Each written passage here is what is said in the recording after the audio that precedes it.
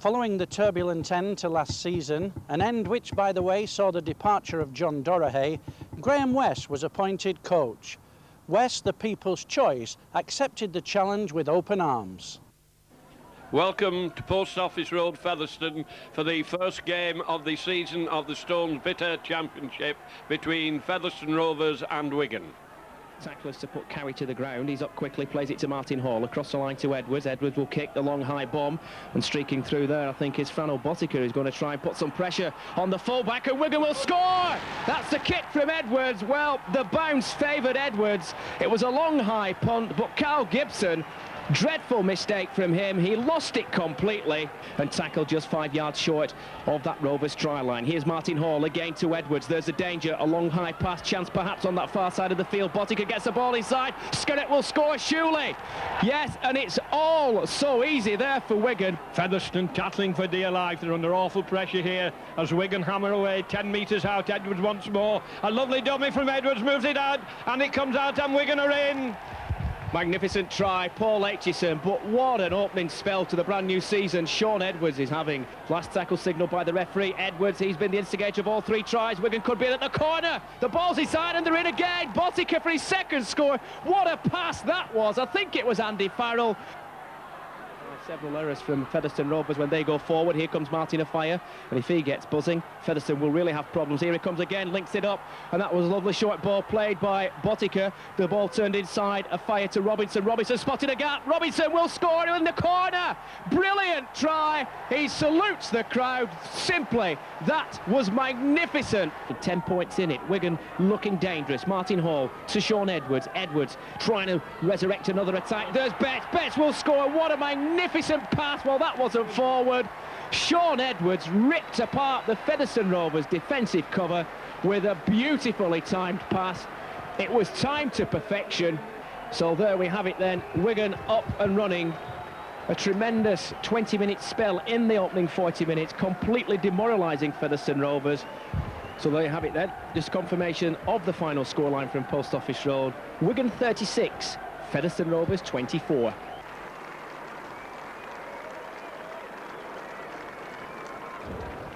So here he is then at long last, Henry Paul, the Kiwi sensation. A lot of expectation high from him, of course. He certainly starred at Central Park last season when he played here for Wakefield Trinity. Back it comes again towards Briggs, up into the air, and Aitchison will catch that one, and that's a tremendous catch, and it needed to be as well. He'll be a bit disappointed, Paul Aitchison. He didn't make better use of it, but look at this, the break is on now from Wigan, and Edwards will score right underneath the post. Shaun Edwards will go in to make it 6 points to 4. Tremendous work from Paul Aitchison.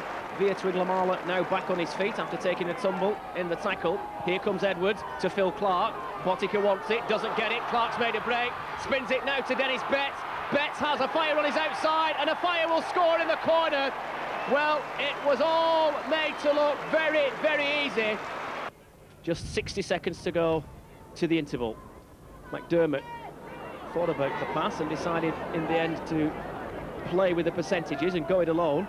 Hall comes back into Skerrett. Skerrett, can he get into his stride? Back to Martin Hall. Martin Hall has made a half break. Lovely ball thrown out from Martin Hall. Afire, it's there, and Afire runs through the centre of the field. He's waiting for people to come and support. Edwards will surely score if he can go round to the left. Edwards will score in the corner. Yes, he will, says the referee. Well, Martin Afire did remarkably well to hold on to the possession and feed the ball eventually to Shaun Edwards. But pressure again being applied here by Wigan. Out it comes. Edwards again involved, as he is always, of course. McDermott steps inside. Botica, it's opened up for McDermott. Charges for the line. Oh, tremendous score from McDermott. But the Eagles' defence will be disappointed. They opened up. They invited him to run into the gap. And he accepted the opportunity absolutely brilliantly. And this is Phil Clark. Good ball thrown out by Clark, picked up by McDermott. McDermott gets the ball to Twiglamala, to Malala on a great run. Connolly, tremendous tackle. Martin Afire will get his second try. And Connolly did magnificently well there to get the ball to Martin Afire. It was set up, though, initially from McDermott, taken up further by Via Twiglamala. Now is the ideal opportunity for Henry Paul to be introduced to the Central Park crowd. So Wigan will surely get possession, or duly get possession from the scrum. They go down the blind side with Clark to Afire. Afire's in for a hat-trick, and again, it was so easy. And doesn't he enjoy scoring tries? Off. And a player has been sent off by the referee for trying to elbow, I think, Martin Afire after he scored the try. Well, Afire was that quick, I don't think he felt a thing. Wasn't the best of passes from Martin Afire. Aitchison took it well. Afire again prepared to link up, but now it goes to Edwards, feeds it to Clark, back out to Aitchison, who finds himself on the left wing and cuts inside. And play seems to momentarily halt. There's Edwards. Edwards will score again, right underneath the post. Brilliant build-up, expert finish, and that is the icing on the cake. He'll be happy to get the first one under his belt. Here come the Eagles, up to the halfway line, but no further progress for them or anybody else in this game at Central Park. It's ended, perhaps as we suspected, before the game had started, but we have got an injury right on the whistle there. It looks as though it's Fran Obotica with the very last tackle of the game. The final scoreline from Central Park, Wigan 40, Sheffield Eagles 16. Now I know that expectations are always high at Central Park, and you played in British Rugby League last season with Wakefield Trinity, but it's going to be slightly different, presumably, playing for the champions this time round. Oh, for sure. I mean, there's a lot more pressure on not just me, but the guys each week. I mean, I'm happy to be here and be under that sort of pressure because, you know, hopefully it'll bring the best out of me. I set my standard today, and I set my standard last year with Wakefield Trinity. So all I can do is go up. You know, I don't want to drop my game and let people down, because a lot of people help me out, and especially I'll be thinking of my family back home in New Zealand. So everything's just go ahead. I'm not thinking about turning back and relaxing. I just want to make sure that I'm enthusiastic, and I mean, I'm young, so I've got nothing to lose. What about the expectations from back home in New Zealand? Is everybody delighted that you're finally here and you're playing for the British champions? I think I let a few people down by pulling out the Auckland Warriors, but you know, I'm playing the game for myself, and now I'm playing the game for the fans of Wigan Rugby League. So, you know, my family was right behind me, so that's all I really needed. I'm happy that I'm here, and I'm really happy that we won today, and I'm happy. Just happy. Why did you finally change your mind? Because I know that you had a contract, didn't you, with Auckland Warriors? What changed your mind in the end? I mean, the chance to play for Wigan, you know, you get that once in a lifetime, and I mean, I played for Wakefield. I saw the hype and the buzz that goes around Central Park when they're playing and when they win, and you know, the fans are great. That doesn't mean that I didn't enjoy my time at Wakefield, and the things there were the same. But I mean, I haven't experienced the Auckland buzz yet, and I might get the chance in 3-4 years, but right now I'm just solely focused on playing and winning for Wigan, yeah. Well, here we are then once again at Watersheddings, and a lot of fond memories as far as the Wigan supporters are concerned, because this is the ground where Wigan clinched the championship last season. And there's one or two changes to the starting lineup, and Terry O'Connor will make his full debut for the club this afternoon. No return to Watersheddings for Barry McDermott. He's out with a hamstring injury. Wigan have set up a good position right in the centre of the goal. Here comes Sean Edwards, swings a short ball out. Dennis Betts drives for the line, throws the ball anywhere. Martin Afire, surely a chance for Wigan on the far side, and Via Twiglamala with a lovely try in the far corner. Martin Afire did well there for Wigan. Connolly coming at full tilt, good tackle by Sean Irwin, picked up now by Henry Paul. Henry Paul makes the advantage forward. There's Edwards! Edwards will score, will he? Yes, he will. Tremendous try from Wigan. Henry Paul twice involved in the build-up. Martin Hall having a good game against one of his former clubs. The ball out to that right-hand side. Here goes into the winger. There goes Jason Robinson. Well, will Robinson be caught? He's got a tremendous chase, and he won't be caught. Jason Robinson right underneath the post, and that was, again, Wigan at their very, very best.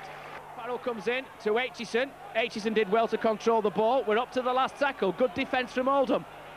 Cassidy out to Edwards. Edwards thought about the pass inside. Dennis Betts will score! And it was all very, very easy in the end for Wigan. But the timing and delivery of the pass from Sean Edwards was absolutely brilliant. And plenty of tackles left for Wigan to try and set up even more points perhaps. Here's Connolly, there's a fire cuts inside. Oh, it's all easy, isn't it? Oh, what a class finish from Martin Offiah. And it's so easy down this left-hand side. Martin Offiah celebrates the try, and I can tell you, he now needs just one try to make it a career of 100 scores for Wigan. That's his 99th try for Wigan. Here's Paul Aitchison. Lovely ball to Henry Paul. Henry Paul, well, Henry Paul's got no support. Martin Offiah is trying to get there. Is he going to need any support? Martin Offiah will score, and that's 100 tries for Martin Offiah since he joined from Widnes. And Henry Paul made a brilliant break. Edwards across to Via Twiglamala. Gets the ball out to Aitchison. Aitchison has set off. Offiah could get a hat-trick. Offiah's racing away down the left-hand side. He's got the ball back inside. Wigan will surely score. Well, they held up right on the line. If they play the ball quickly, they've got to score. That must be a penalty. We're up to the last tackle. Referee says play on. Connolly stabs it forward. And I think it's another 6 tackles. Well, more problems for Oldham. Tremendous pressure now. There's Via Twiglamala. Literally held up. Inches short. In fact, he's scored. Via Twiglamala has scored his 2nd try of the game, unless there was a call. And here comes Andy Farrell, and Wigan again has split the Oldham cover. Farrell still going. Good tackle by Gibson. Won't let him play the ball. Here comes Robinson. Robinson, a darting run from him. Robinson to Edwards, and Edwards, I think, will score just to the right of the post. Brilliant work from Robinson. Sean Edwards goes in for his 2nd try of the game. Dennis Betts across the line it goes. All the way across even further, this time to Henry Paul. Good kick from Henry Paul. Martin Offiah will score a hat-trick. Tremendous kick from Henry Paul. It's 101 tries now for Martin Offiah in his Wigan career, and he's got a hat-trick for the 2nd successive week. Runs behind his own in-goal area. Martin Offiah is still running behind his in-goal area, and Martin Offiah is still going. Good work from the Wigan winger. Well, tremendous entertainment from Martin Offiah. 3 Oldham players come into Martin Offiah. The referee didn't see anything, but the spectators behind the goal certainly did. I think it was an Oldham player who threw a punch in the tackle. Offiah certainly felt it. Here comes Robinson. Can he get past Gibson? Yes, he can. Will Robinson score? Oh, it's going to be a tremendous score for Jason Robinson. He's going to go the length of the field for a magnificent score by the Wigan wonder winger. And that brings the 50 up in spectacular style for Wigan. They got 50 points here last season.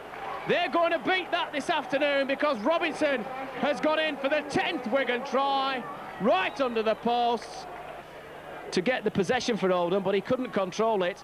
And Wigan again pressing right in the final moments. Martin Offiah will get his 4th of the game underneath the post. He found a gap where it didn't look as though there was one. 102 tries now for Martin Offiah in his Wigan colours, and his 4th of the game. And you have to say, again, the Oldham cover and defence was not what it should have been. Tremendous performance. 4 tries for Martin Offiah, the highlight of the day. But Wigan, all this, remember, after Oldham had taken the lead inside the first 60 seconds of the action, and the game comes to a close with Wigan in possession. And they've certainly come up with the goods once again. A very, very impressive performance. They can look ahead to the game on Friday at Central Park against Leeds. And who can stop them? Final score from Watershed: Oldham 10, Wigan 58. You've certainly had a very exciting start to the season, as have the Wigan team, of course. Yes, the Wigan team, it's a very young team now. You know, I'm getting to the stage that I'm going to become an elder statesman soon. Not just yet, though. You know, people like Henry Paul, you know, I just love to play, you know, inside players like that. And obviously, you know, the pack is working well, and once we get everyone fit, you know, we'll be a force to be reckoned with. The coach, Graham West, seems to have got the balance just about right at the moment. Some very hard work from the forwards and some electrifying pace and try-scoring from the backs.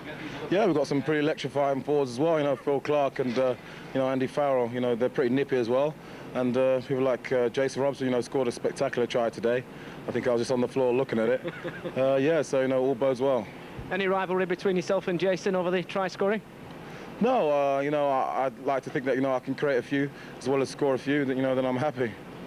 Well, certainly the Wigan supporters are bound to be happy, and of course a big game coming up now on Friday night at Central Park against Leeds. Yeah, it's going to be a big test, you know, the first probably real occasion of the season, and you know, just got to get back, regroup, and you know, prepare for that. The biggest game of the season so far here at Central Park. Both teams unbeaten, of course. Wigan have played 3 and won 3. Leeds also have that exact same record, so something has got to give tonight at Central Park. The favourites, of course, will surely be Wigan. They've produced some superb form so far this season, and they've had the boost tonight. Kelvin Skirrett, who missed out in the thrilling victory at Watersheddings last week, he's back in the starting lineup, having recovered from that troublesome foot injury. So Wigan not quite at full strength, but nonetheless the boost of that return to Kelvin Skirrett. Mick Cassidy steps down to the substitutes bench. Hall again to Terry O'Connor, the new signing from Salford. Got a story to tell you about Terry O'Connor. When the action relents, I'll try and relate it to you. Here's Sean Edwards, here's Henry Paul, out across the line, and Wigan now looking dangerous. Wigan with a chance on the right-hand side. Robinson is into the corner. Wigan has struck first at Central Park. Just 7 minutes on the clock. Leeds have been playing with 12 men for the last 8 to 9 minutes. Schofield has knocked on, and Gary Schofield is having a very, very poor game. He'll be unhappy. Here comes Edwards. Edwards to a fire. A fire's racing for the corner. Yes!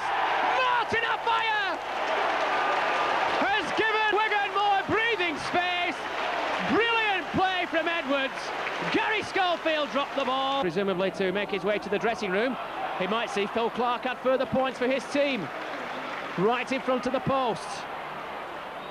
Henry Paul to Edwards. Look at the overlap on the left-hand side. Wigan will go in again with Martin Afire. Oh, it was easy. Martin Afire celebrates. Sean Edwards once again involved in the move, and there's problems underneath the posts. The scrum broke up, and if you remember, I said that Leeds shouldn't be conceding possession. They were made to pay. Wigan got possession from the scrum, and Martin Afire helped himself to his second try of the game. 14 points to 0, the scoreline. Somebody's boots come off there. Kicked away by Martin Hall. Wigan looking for points. Edwards spins it out wide. Surely there's points here now. Yes, there is. Wigan are in the far corner. Edwards again instigated the try. And Wigan now can breathe a lot more easily.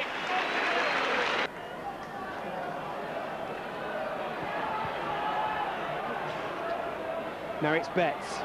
Betts strides forward. Betts strides forward. Martin Afire could get a hat-trick. Somebody will score. Connolly will race in. And Leeds are in danger of being hammered at Central Park. They've got a dreadful record here. The latest Wigan try scorer, Gary Connolly. The cries of easy, easy go up. And that's exactly what it is at the moment. Lovely ball to Robinson. Robinson could score in the corner. Jason Robinson turns the ball to Edwards. Edwards scampers in. Brilliant Wigan score. And Sean Edwards will celebrate in style with Martin Afire. Superb play. Celebrations all round at Central Park. And this is brilliant from Wigan. And the question is, who can stop them? Final score from Central Park, Wigan 38, Leeds 6.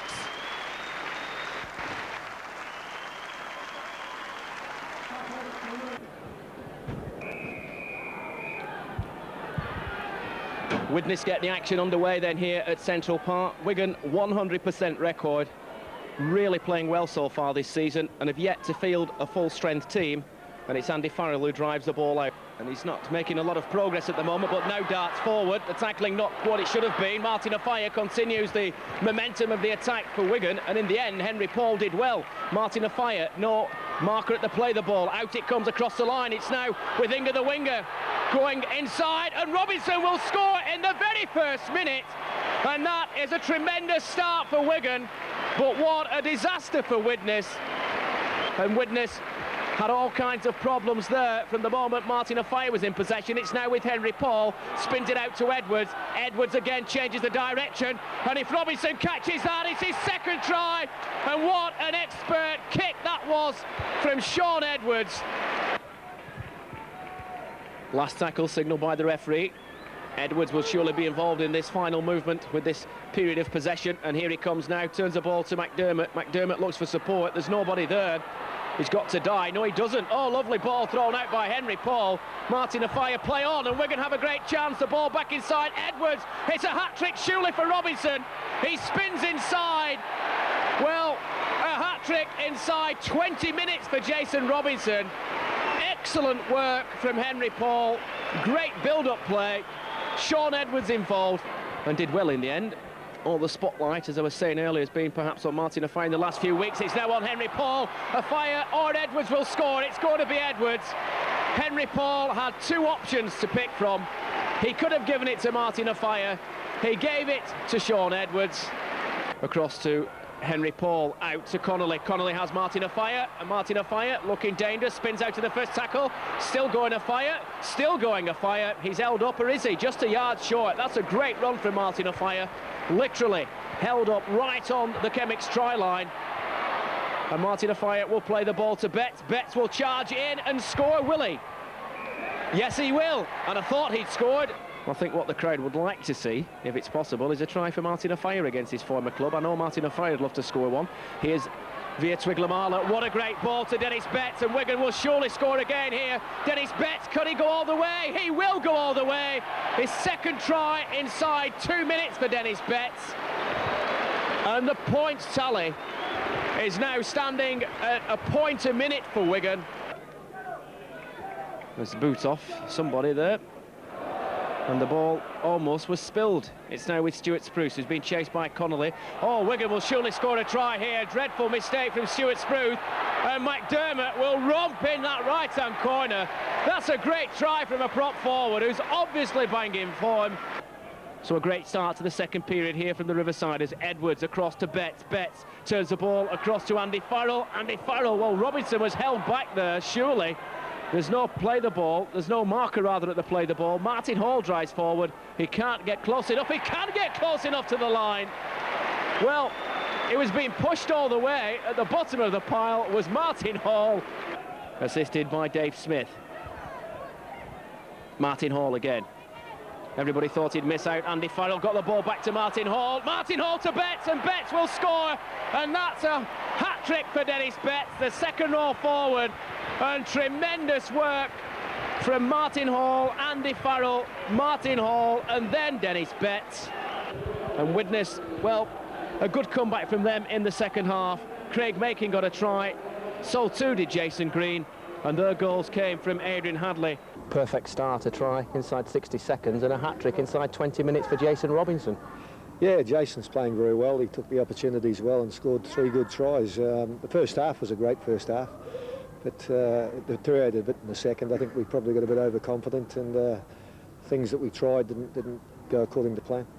Nonetheless, a very, very encouraging performance and a great start to the season overall. You keep winning week in and week out, and that can only be good for confidence, and you're collecting points. It looks as though the main challenge is emerging from across the Pennines at Bradford Northern.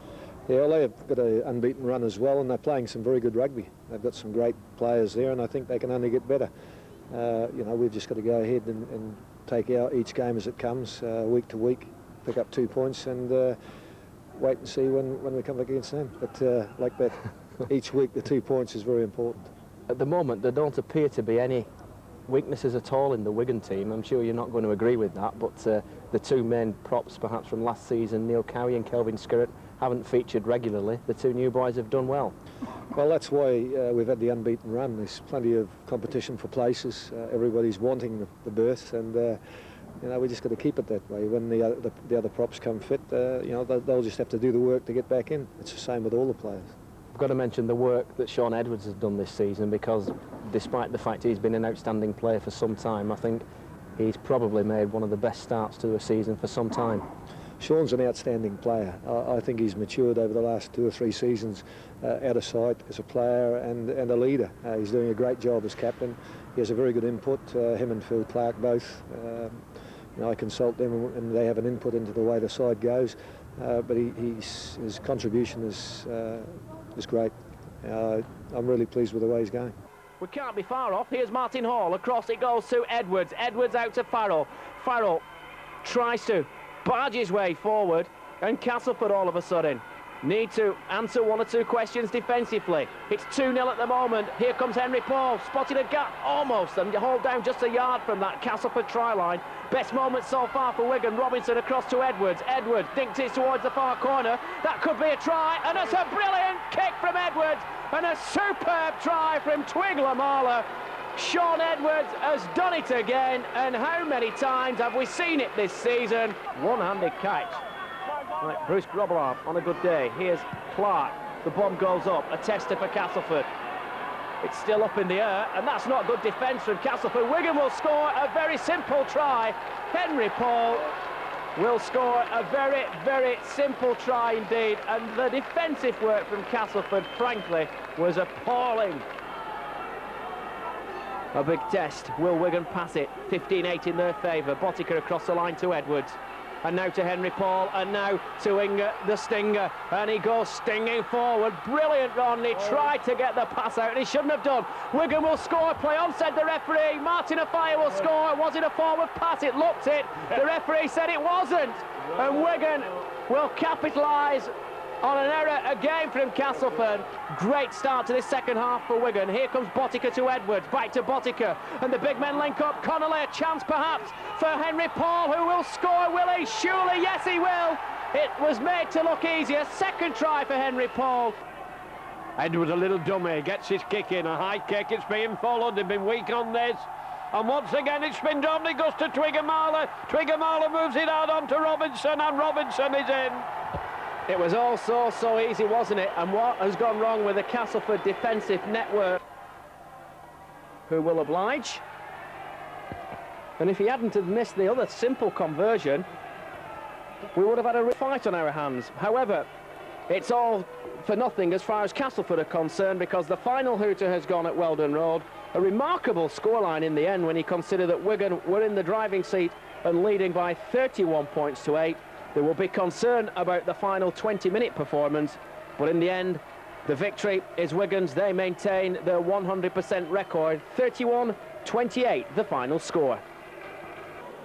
Frano Botica is back in the Wigan starting lineup for this afternoon's game against Wakefield Trinity, and indeed it will be the talented Kiwi who gets the action underway. Wigan looking to maintain their 100% record this season on a very damp and slippery surface at Central Park. Wakefield Trinity immediately in possession. Run the ball clear to the edge of their own 25-yard line. Yes, it looked like an 80-yarder there. And now Wigan battering away again, tearing down the field. And this is what's been... Here comes Murdoch. Oh, it's going to be a magnificent score. That is a super score. Murdoch races in from 30 yards. To Via Twiglamala, linking up is Paul, and that's good work. There goes Gary Connolly. Gary Connolly will score a superb try. He's going to slide in. That's a brilliant score from Gary Connolly. And there was a problem as Connolly scored it with the challenge which came across. And still problems now with Afire. He's going to squeeze it at the corner. That was a great ball thrown out to Martin Afire. And Wigan looking dangerous, just round about 12 metres away from the Wakefield Trinity try line. Good ball thrown out by Murdoch. Dennis Betts, and the pass has gone to ground, but it's picked up. Surely a score. Henry Paul will score. Yes, he will, against his former club. Former Oldham player, so I think we've got 3 former Oldham players. Martin Hall on Wigan. McDermott went off, of course. And Gary Shields, Mark Shields and Gary Christie, 2 other former Oldham players. And some real exciting work being done by Wigan. And the ball goes out to Martin Afire. Martin Afire down the left-hand side. Oh, he's going to score his second try. Martin Afire has done it again for Wigan. That was quite magnificent from Afire, and a wonderful try. Play on, it's got to be play on. It didn't go back. Robinson chips it forward. He needs a lucky bounce. Brilliant play again from Spencer, the Trinity fullback, who's had an outstanding game this afternoon for Wakefield Trinity. That was brave. It wasn't a good pass. Wigan will score. And Henry Paul will never, ever score an easier try. There's Gary Connolly. Connolly to Henry Paul, lovely reverse pass and lovely passing movement. There's Phil Clark, great passing from Wigan. And I don't think Wakefield Trinity even knew had the ball there. Chip kick comes in, has Connolly scored? Well, somebody has. I think it was Connolly in the end. Robinson, and there's an opportunity, you have to say, looking on that left-hand side. There's Andy Farrell, fires on a hat-trick, the ball comes inside, Connolly keeps it going, it's picked up again by Henry Paul, a touch lucky, and the momentum has been lost temporarily. Connolly chips forward, the race is on, Connolly will score his third! Well, it was either Connolly or fire, make your mind up, take your pick really, but a try nonetheless. Wigan still lucky to get 50 up. Here's Murdoch. Murdoch to Cassidy. Cassidy wanted to get the ball wide. There's a massive overlap. And Wigan have won the game comprehensively with a very, very good performance. Tremendous victory. Wigan 46, Wakefield Trinity 0. Well, Scott, welcome to Central Park. I don't know if this is traditional Welsh weather, but you must be hoping eventually to get into some action. Yeah, you know, it's great to play, but at the moment still learning the game. I'm here today watching and pick up a few tips. How has the training gone so far? It's good, it's going well. Trained early part of last week and then I had to go home, but it was good. It's good, you know, it's different, so just adapting quietly, you know. I know that it's a couple of weeks since you actually signed and put pen to paper. It was obviously a very big decision for you. Yeah, well, you know, it's a big decision, and I've got to move my family up and everything. But this one, I think I made the right decision, and looking forward to settling down here.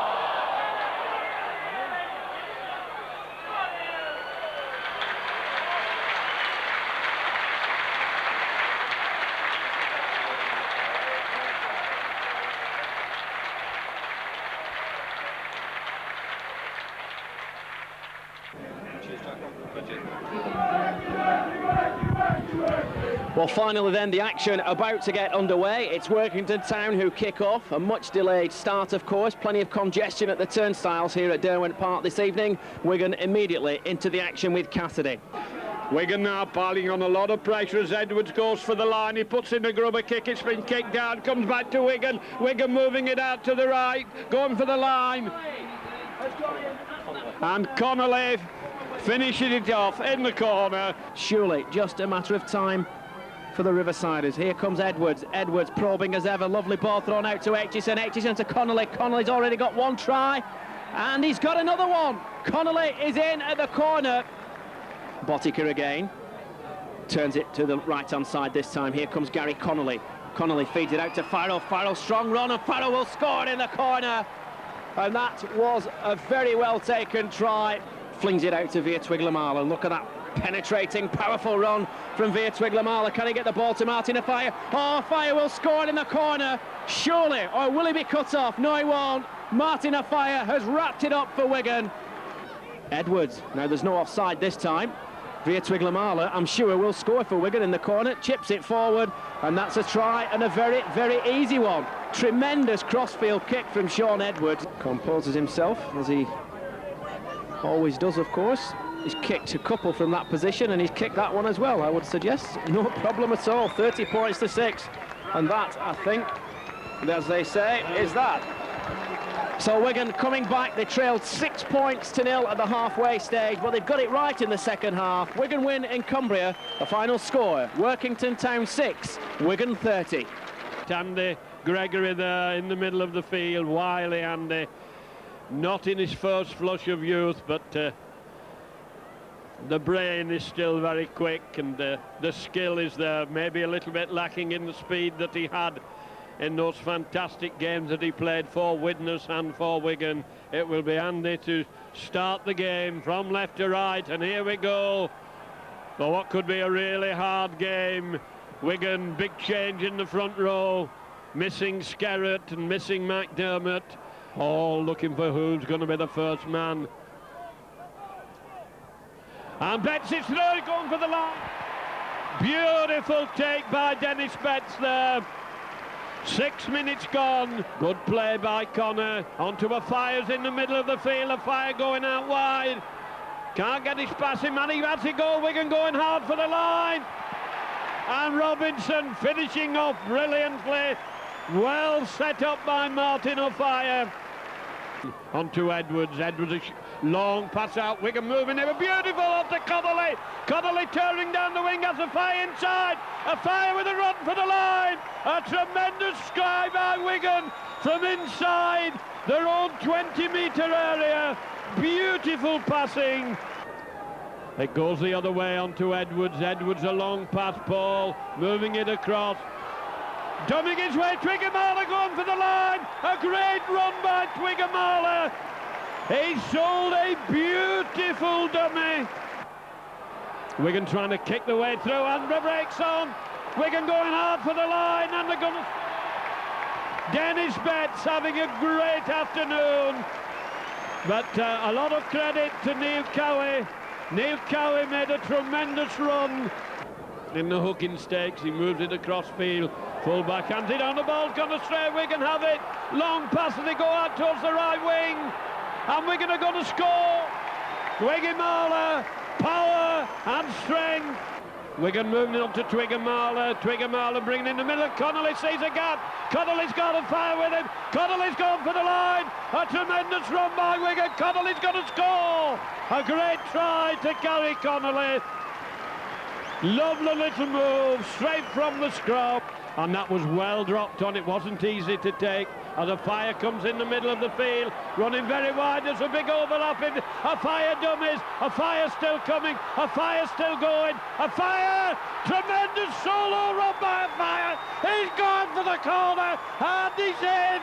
What a great individual run by Martin Afire. Wigan dropped onto a loose ball on their own 20-metre line. Played it, and it came out to Afire, and he dummied and he ran wide, and from way out on the left wing he surged out towards the right wing, and they couldn't lay a finger on him. And that was a tremendous individual effort by Martin Afire. Goes over, a wonderful individual run, and how exciting it is to watch this man move. They talk about poetry in motion, but he is the embodiment of it. It was great to see the way he moved then. He was so graceful as a gazelle. 33 minutes gone, centre goes, Wigan take the tap. Edwards a short one to Clark. Clark going, lobs it back to Edwards. Edwards turning and twisting. Wigan turn it inside. and Robinson finishes off. Letting anything go at the moment as Salford come tearing forward. Couldn't get the pass in, and there goes the hooter for the end of a great game with a final score: Wigan 52, Salford 22. Graham Annesley, experienced official, and Henry Paul preparing to get the action underway. Well, it was good and bad news here last season at the Boulevard as far as Wigan were concerned. Tremendous victory in a Challenge Cup tie where they won 22 points to 21. This after trailing 21-4 at one stage in that game. But they were beaten in the league campaign here last season, and one can expect a fairly fiery start, especially from the whole team, who are bound to be fired up for this one. Only one win for the home side so far this season, of course, under their new coach Tony Gordon. Spreads it wide, picked up by Murdoch. Dennis Betts, a skipper tonight, and already an opportunity for Wigan. Will they go in at that far corner? It's a tremendous burst forward. Great running there. That was Barry McDermott. And as he scored, Martin Hall has gone over for an early try for Wigan. Well, that was a goalkeeping catch, if ever I saw one. Took a deflection. Paul Aitchison, superb fullback play from him. Henry Paul spins the ball out wide. Martin Afire. Martin Afire trying to go around the whole cover. Martin Afire, superb run from Afire. Now, what we're going to see here, he's got on the outside. Oh, Martin Afire is surely going to score. Yet another magnificent try. That had class stamped all over it. Literally the length of the field. When he first took possession of the ball, he was on the Wigan try line, and Martin Afire, once again, surely has scored one of the tries of the season. And Wigan just hanging on at the moment, but they're looking for more points. Chip kick comes in from Betts. Afire will score in the corner. Super second try for Martin Afire. Brilliant work from Wigan's captain on the night, Dennis Betts, and that should be enough to give Wigan victory. They now easing away from Hull, 18 points to 12 in favour of the champions, the latest. Try now would be K. Sarah, surely. Will we see a drop goal? Joe Lydon, well, he's done it. Well, maybe, just maybe. And still more problems. Well, that's gone up in the air on the first tackle. That was different, if nothing else. Lydon, well, how many times has he done that in his full-back position for Wigan? And Widnes, of course, vast experience, and Hull couldn't have kicked it to the worst possible place, and that is all over. I thought I heard the hooter. It was a penalty. It had to be played. Lydon's made the ball dead. Wigan maintained their 100% record. Final score from the Boulevard: Hull 12, Wigan 19. Well, Mick, I know that we were chatting before the game, and I suggested not quite the force they've been last season, Sheffield Eagles. I know you've seen all the games. Are you disappointed, or are you happy with the situation and with the players they've got? Oh, they've put some good performances in. They've only put really two below par of performances. One against Widnes down here, and last week against Bradford. Murdoch will feed the scrum, and Wigan will be out to make the most of the opportunity. Terrible mistake, you have to say, from Darryl Powell. Unforced error. 5 tackles now. Wigan barge for the line, and they have scored on the second tackle. I think it was Martin Hall. But Wigan played the ball quickly. Martin Hall to Murdoch. Murdoch across to Henry Paul. And that's a wide pass, a touch dodgy, but it's been taken by Veer Twiglamala. Opportunity perhaps for Veer Twiglamala. Oh, he's going to steam in at the right-hand corner. Oh, that's a great tie from the Kiwi. Superb try. And Sheffield Eagles rocking at the moment defensively. Cowie, a couple of yards from the line. It's out to Martin Afire. The pass goes out. Wigan are in again, or are they? Yes, on the far side, as Wigan turn the ball back inside. We're up to the last tackle, I think. And I think that is a try as well. And Wigan have got in for a 4th try. I think it's a strange low, is that though, Jack? Oh, here goes Tugamala, breaking downfield, weaving his way around. Good run from Tugamala. Oh, he got the ball away to make. Oh, we're going to score a super try in the far corner. What a try! And once again, Wigan move the ball out to the left-hand side. Taken up by Neil Cowie. Strong, powerful run, turned inside. And Joe Lydon's gone in for a try for Wigan. There was Martin Afire. And that's as far as this game here at the Don Valley Stadium is concerned. A very good effort from Sheffield Eagles, but Wigan march on top of the championship table. Final score from the Don Valley Stadium, Eagles 20, Wigan 36.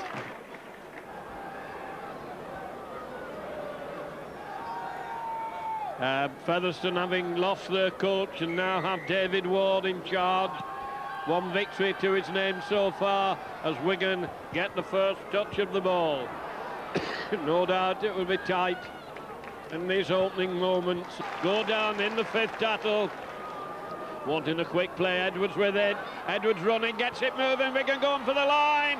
Turn it inside. Dennis Betts.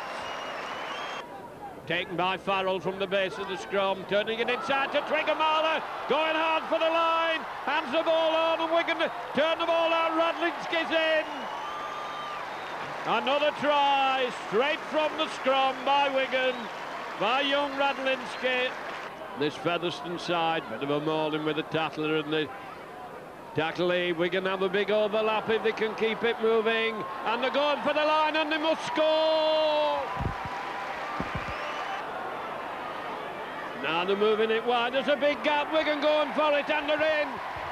Well, that smashing centre three-quarter Kelvin Skerritt goes battering his way over the line. All inside, and the referee's going to give the knock on this time. And there's trouble. Referee not in charge of this game at all. No wonder tempers are getting frayed. Edwards waiting on the left, and it's to Edwards it comes. He puts a little overhead kick. That's being well chased. Wigan are going to get it. Joe Ladd going through, looking for support to a fire. A fire must score and win the race. And he's in. He's over. Good tackle, low and hard. And there goes the hooter for full time. A game which fizzled out a bit. McDermott looking fairly shattered. Goes down on one knee. Glad the game is over. Wigan's 12th successive victory, beating Featherstone by 30 points to 6. John, do you think it has been a hindrance, the fact that so many of the Wigan players have been involved with the Great Britain situation? Well, it showed it in the game on Wednesday night, didn't it? The coordination was just not there between the Wigan players, and the handling was absolutely appalling. And so Graham West took them out for extra ball practice during the game. But with Oldham on such a good roll, I think we're in for a good afternoon this afternoon. Well, let's hope you're absolutely right. It's going to be Oldham to get the action underway here at Central Park.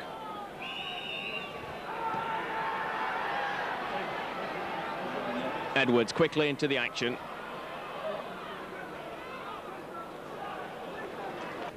Actually quantified the repercussions from that.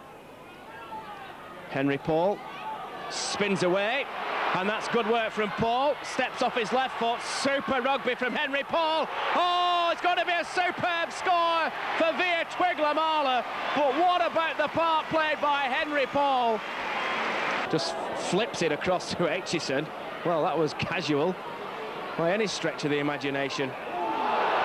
And Martin Afire came in for the treatment, and they're all in. And I have to say, it might have been Gary Lloyd, the first player to throw a punch, and we can do without that. And it will be very interesting to see what the referee decides at the end of this. Well, I have to say I'm absolutely staggered at that decision. And he's sending a fire off as well. He's sending a fire to the sin bin for 10 minutes, and it was Gary Lloyd who threw the punch. Now, if a fire is going to the sin bin for 10 minutes, well, I'm absolutely mystified by that.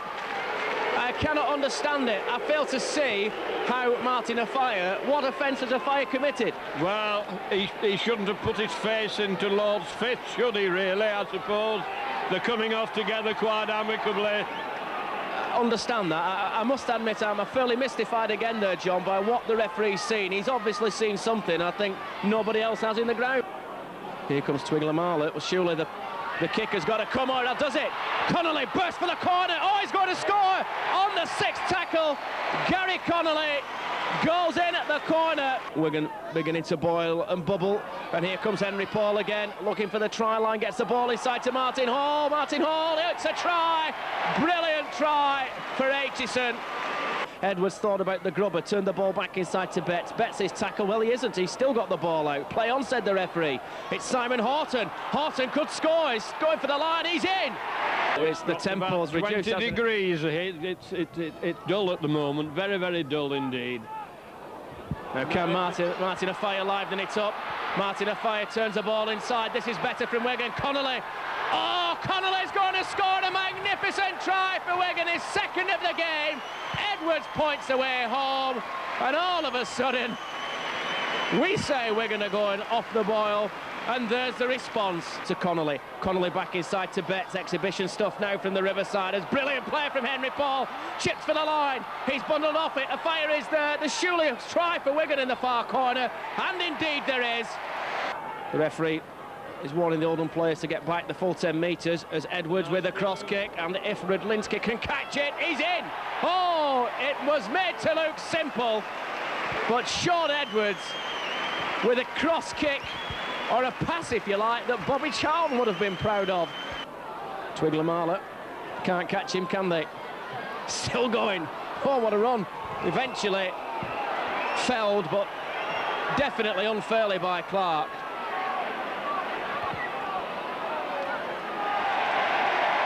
And he's going off. I didn't see the card. I didn't see the colour of the card. It's red. It was red. Red. And I don't... That's what gets into them, don't you? A score like this, the game, mind you, Crompton, of course, is a former Wigan player. I was hoping it's not he who's been sent off, but he wasn't happy. It's John Clark in actual fact, and I don't think you have to say, I don't think you can argue with it. Picked up by Aitchison, who's linked up brilliantly, and look at the gap he's created. Oh yes, Edwards will score. That's a well-deserved try. Edwards was involved initially. He got the ball out to Aitchison. Aitchison returned the compliment.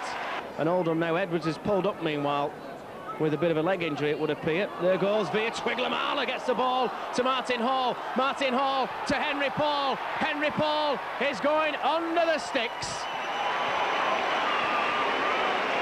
Pretty sure it was going to be a penalty. It looked to me as though the tackle had been completed, and it was dragged into touch. It's all irrelevant. 46-0 the final score. Yeah, there was some terrific football out there. I think Oldham's mistakes let them down at the end of the day. I don't know what the penalty count was, but there was a lot of indiscipline, and rightly so. John Clark was sent off, and I mean, they don't need that. If they want to beat the best team in the world, they've got to cut out the mistakes. As far as Wigan are concerned, though, the march for the championship continues, of course, and they've now equalled a rugby league record. 13 straight wins at the start of the season. Hasn't been done since 1980-81. Another great achievement. It is a fantastic achievement, but I know it's an old saying, but you've got to take each game as it comes, and we've got a Regal Trophy game next week, and then the week after that we've got Leeds away, which is a tough game. So there's still a long way to go. I mean, I know everybody says it, but you've just got to keep your head down. Well, the big news, of course, to emerge just prior to this game is that Scott Quinnell makes his full debut for the Riversiders this afternoon in the Regal Trophy clash against Rochdale Hornets. So it's Rochdale Hornets to get the action underway. And I said Wigan have still got one or two players missing, but still a very, very strong and talented lineup, of course. And certainly Simon Horton has taken his opportunity well in the last few weeks, although that's not the best of starts. So apparently it's a penalty to Wigan. Bit dark and murky, the weather around Central Park. Wigan will be looking to lift that gloom. Scott Quinnell, will he get his first touch of the ball? Out it comes, and there he goes. Quinnell drives the ball in. His first touch in senior action for Wigan. And runs right into a three-man welcoming committee of Hornets forwards. Here Martin Hall misses out Andy Farrell. They come from deep and gives the ball. Oh, great play. Well, it filled the commentator, didn't it? Because I thought he was going to miss out Andy Farrell, and of course he didn't. A minute on the clock. Farrell in for the try. The league campaign going absolutely brilliantly. Wigan bang on course to retain the championship. Great ball. Here comes Rudlinski, and there goes a fire. Oh, that's 6 points. Forget it. It's K. Sarah. Brilliant handling down the right-hand side. Chris Rudlinski involved. Here come Wigan again. And a chance for Chris Rudlinski. Two players on the overlap. Rudlinski doesn't need them. He solved the perfect dummy. Rudlinski in for the third Wigan try. Picked up by Henry Paul. Thought about the kick. Oh, high tackle. That was McCarthy. He knew he'd done it. And he's going. Well, I have to say, I've got a bit of sympathy for him. I think Henry Paul slipped as McCarthy came in. It looked bad, though. And I don't suppose, really, the referee had a lot of choice in the matter. But I can't consider that that was premeditated. It was instinctive. And I'm sure Henry Paul wouldn't agree. Edwards, as always, at the hub of everything, turns it back inside. Picked up by Martin Hall, fed out towards Andy Farrell. Long pass from Farrell, 2 Wigan players on the far side. Via Twiglamala will score, will he? Well, Wigan certainly will. He got the pass out. Here comes Farrell, Farrell still going. Gets the ball to Edwards, Edwards is in, and that is game, set and match, surely. A discussion then took place between Martin Afire and Gary Connolly, I think. Connolly takes it up, running it across, but there's a lot of broken play now if the ball can get out to that right-hand side. Oh, look at the speed on Via Twiglamala. Oh, Wigan will surely score. Oh, it's a hat-trick for the youngster. Brilliant play from Inga the Stinger. Chris Radlinski, a hat-trick for him. Here come Wigan again. And there it goes, the final hooter. Well, not the best of matches, and certainly not one of Wigan's best performances of the season, but whichever way you look at it, they've got to place in the next stage of the Regal Trophy. Wigan 34, Rochdale 12. Towards Via Twiglamala, holds the ball as if he was a baby, and he's still going, cuts inside. Good run from Via Twiglamala, gets the pass out as well for Aitchison, and he'll be out to make up for that earlier error, and gets a good ball out as well. Horton drives to the line. Wigan looking dangerous now as play switches to the Leeds end of the field. Here's Martin Hall, Edwards looking for a gap, short pass inside, great opportunity, Carey will score. That's a lovely short pass from Edwards. Picks out Henry Paul to another Kiwi, Via Twiglamala, and oh, beautiful dummy, and he's in! Via Twiglamala, a super score from the Kiwi. Martin Hall distributes it wide to Edwards, looks for the short pass, he throws it long. Surely a chance here now for Wigan. Henry Paul to Afire, can he get the ball back? Yes, Wigan are in, and it's Robinson again against Leeds. Super try. The Wigan players not happy with the final challenge on Robinson. It could have been Ellery Hanley. Believe why we even bother with them. Good approach play, good ball thrown out. Dennis Betts will score. That's a super try for Wigan. Betts roars into a massive gap. Set piece move. Gary Connolly with a brilliant pass, and that completely bamboozled the Leeds defence. Martin Afire tries to run with the ball from acting halfback and gets away with it as well. Oh, Afire into space. It could be a score here. Is Afire going to score? Oh, he's going to score. He's in the corner. Yes, he is. That could wrap it up for Wigan. A Martin Afire special. Well, surely with that 5-point advantage, that will be it. And indeed, is it. Wigan lose for the first time this season. Leeds peg them back 2 points. An incalculable use to Leeds. They're absolutely delighted. They're celebrating tonight in Headingley. So Wigan don't break the Rugby League record, and Leeds have won it. Final score at Headingley, Leeds 33, Wigan 28. Graham, obviously Leeds are thrilled to bits. What's the Wigan view on this? Well, they played very well. They played better than us on the day. We've got a bit of work to do. We'll be back. I don't think there's any doubt about that, but the championship now is very much alive. It is, but we have a clutch of games over Christmas. It'll, say whether we're right at the top or we fall back a bit. So we're just going to wait and look forward to them. The next one in the big league, of course, couldn't be any harder. It's St Helens at Knowsley Road. Yes, it's the biggest game of the season. Actually, today it's been a very big game, very big crowd, and it's been a thriller. I think the St Helens game will be exactly the same. 13 matches unbeaten into this and straight wins. Was this really your biggest test? It was our biggest game of the season so far. I realised that when we played Leeds at Wigan at the beginning of the season, they had some new players in that hadn't really knitted in together, and it showed today that they've knitted them together and they played some very good, attractive rugby. We defensively didn't play that well, but we'll come back. We've got some work to do and we'll do that work. The fact that it is your biggest test of the season, the fact that you've lost it, does that make you a worried man going home tonight? It always makes you a worried man, but like I say, we've got to go back and do the work. We've got 1 or 2 players to come back into it, and we look forward to the next week. We've got a game at Hull next week, and we look forward to that. Russell Smith attacking the Gordon Street end, taken by Mark Hewitt. Richard Gay. Very important for Hull to make a good start. Wigan, of course, defeated for the first time this season in an epic encounter at Headingley last week. 33-22. Wonderful game. Last tackle. Here goes Martin Hall. He's got a kick. There's Edwards. Could be danger here. Edwards will surely score. Yes, he will score. The first try, it was all so simple, wasn't it, in the end? And in a broken field, there could be problems. That was a forward pass from Edwards. Referee didn't spot it. There could be danger. There's a fire. Another forward pass. A fire will score, and it will count. There was 2 forward passes in the build-up. But a fire will go in for his 23rd try of the season. Here's Botica, via Twiglamala. Oh, good work from via Twiglamala, but not good tackling from Hull. There's real danger here now for Hull because Farrell could score. Edwards is there. Farrell doesn't need him. He's going to score. Andy Farrell set up by via Twiglamala. Talking to Edwards and Dennis Betts. Well, there's no excuse for that. It wasn't as if Cassidy ducked under it or anything. He just caught him with a swinging arm. Referee's given him the red card. Well, I'm amazed because with Edwards brought into it, I'm astonished that that's the case.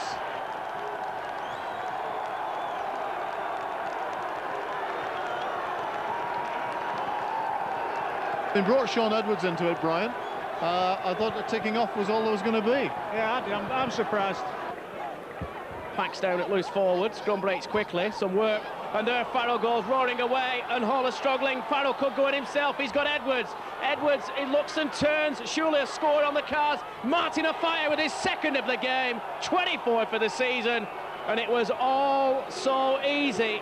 But Wigan now, even with 11 men, look to be busy and inventive. Beautiful ball from Edwards. Super handling from Via Twiglamala. He's got options to the right and to the left. Via Twiglamala. Can Wigan get a hat-trick for a fire? Yes, they can. That's a hat-trick.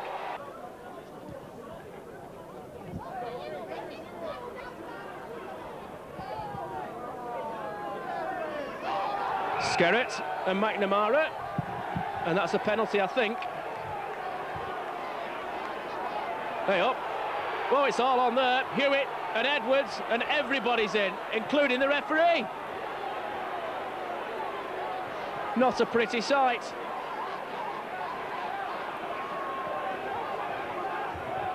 Well, it started off originally in the scrum with Skerritt, I think, and McNamara. The referee then penalised Wigan.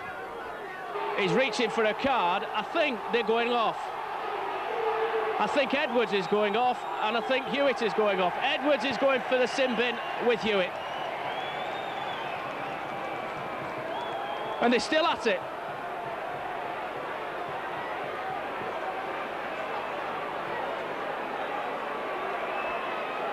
Hewitt and Edwards. The other touch judge is on. O'Connor.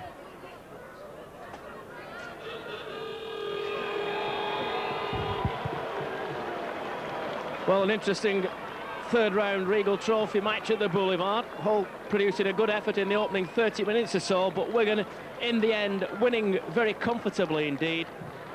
38-14 the final score. Well, let me ask you a question about looking to the future. Again, there's been a lot of speculation about what you are going to do at the end of the season. Your contract is up at Central Park. What are you going to do? Well, at the moment I'm going back to the Warriors, and I don't know where all the other information comes from because it's news to me. So, like I say, I'm going back to the Warriors. So that obviously means you're not going to St Helens, you're not going to Leeds, and you're not going to stay at Central Park. I don't know why I would ever want to go to St Helens or Leeds, actually, to be honest with you. Well, let's have a quick update on the season so far. You've missed a lot of it, of course. Are you all over the injury now? Yeah, I'm well over the injury. It's been a couple of months since I played. I had half a game last week against Leeds, which was a tough game to come into. I'm still finding my match fitness and still trying to find my rhythm with the kicking, so hopefully it'll be all right for the Boxing Day match against St Helens. A lot of matches, of course, now in a fairly short space of time, Fran, or Challenge Cup as well, still to come. Yeah, I mean, like I say, I'm looking forward to it. I've had 2.5 months off doing nothing and watching all the boys perform, and it's been tough getting back in because all the guys have been playing extremely well. So I see myself fortunate being able to come straight in. So I need to prove myself and consolidate my position. Boxing Day and Good Friday is when families gather and go to watch the traditional games between the Saints and Wigan, and there's nothing like the old Saints versus the Pie Eaters, is there, to make the hairs on the back of your neck stand up. And the big crowd has been assembled outside, even though it's a morning kick-off. Players and spectators alike will all be fired up. Saints playing up to the Eddington end for the first half of this game, and Wigan playing down to the clubhouse, the restaurant end. Wigan first possession as the Saints have kicked off. Henry Paul from the acting halfback. Paul down the blind side. Edwards is in field. Prescott's with him. The pass certainly looked to him forward to Edwards. But Edwards, can O'Sullivan cut him off? Is Edwards in for the try? He is. And out to scrum down Wigan feed. 10 metres from the Wigan line and 10 metres in from the main stand side. 8 points to 2 the score. 27 minutes gone. And temper's getting a little bit frayed in the scrum. Nothing more than we can expect from these two explosive packs. And as I said before, there's nothing like, well, there's no encouragement or needed for this afternoon's game. Well, it is afternoon now. All on 12 o'clock. Referee right in, parting the two sides. And referee Smith, he looks as though he's reaching for his pocket. And somebody's going to be sin binned. Is it? Fogarty, 10 minutes in the sin bin for a punch. And Adam Fogarty will just have to walk away. And somebody from Wigan's going to be sent off as well. To the sin bin, it's Cowie. Cowie's got 10 minutes. Martin Hall steps up quickly, breaks. Edwards changes the direction. Inside ball to Betts. Prescott to beat. Prescott, does Betts squeeze in? Well, Betts squeezes in. Prescott just couldn't clamp him.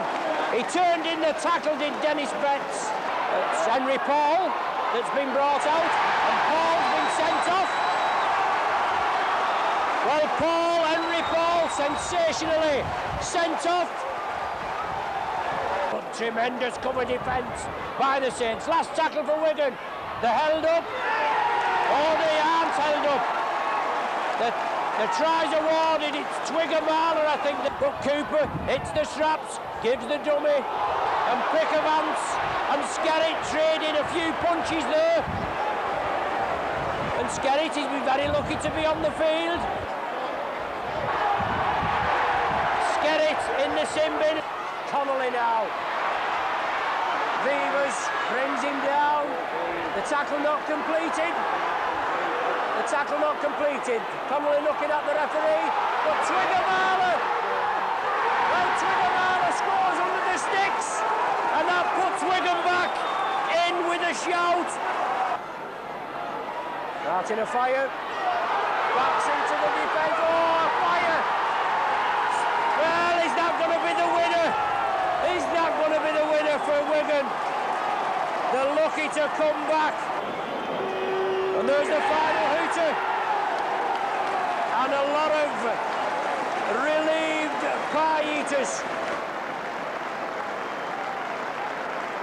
And a good-sized crowd as well for this one. It's a bitterly cold evening, there's no doubt about that, as referee John Hallsworth signals the action to get underway. Botica now back, of course, after injury problems in the early part of the season, gets the action underway here at Central Park. Wyatt in possession, and Craig Murdoch, who's certainly taken his chance well earlier in the season when he's deputised for Sean Edwards. Edwards out with that calf strain. Hopefully he'll be right for the big game against St Helens on Sunday. Wigan move the ball across the line, and Martin Offiah takes a lovely short pass. He's got support too from Robinson, who's flying down that right-hand side. Oh, Jason Robinson's going to score in the corner. He's still going. That is a magnificent score from Robinson. We're up to the last tackle, incidentally, as Botica skips forward. Look at the dummy. Lovely play from Wigan, and they're in again, and that's Andy Farrell. That's a super try. presumably under the instructions from the man sat about 5 yards to our left, and that's Brian Johnson. And Robinson takes the penalty tap very quickly. Oh, he's going to score! He's going to score his second try of the night! And that's a disaster for Warrington. Trying to scramble over on his hands and knees. Last tackle. Martin Afire gets the ball to Simon Horton. Has he scored? I think he has. And there's the man of the match, Botica. Turns it across, I think, to Betts, and that's a good burst from Betts. Chance for Wigan. Martin Afire going for the post. Martin Afire. Oh, will he score? Yes, he's in. Right under the post. Martin Afire.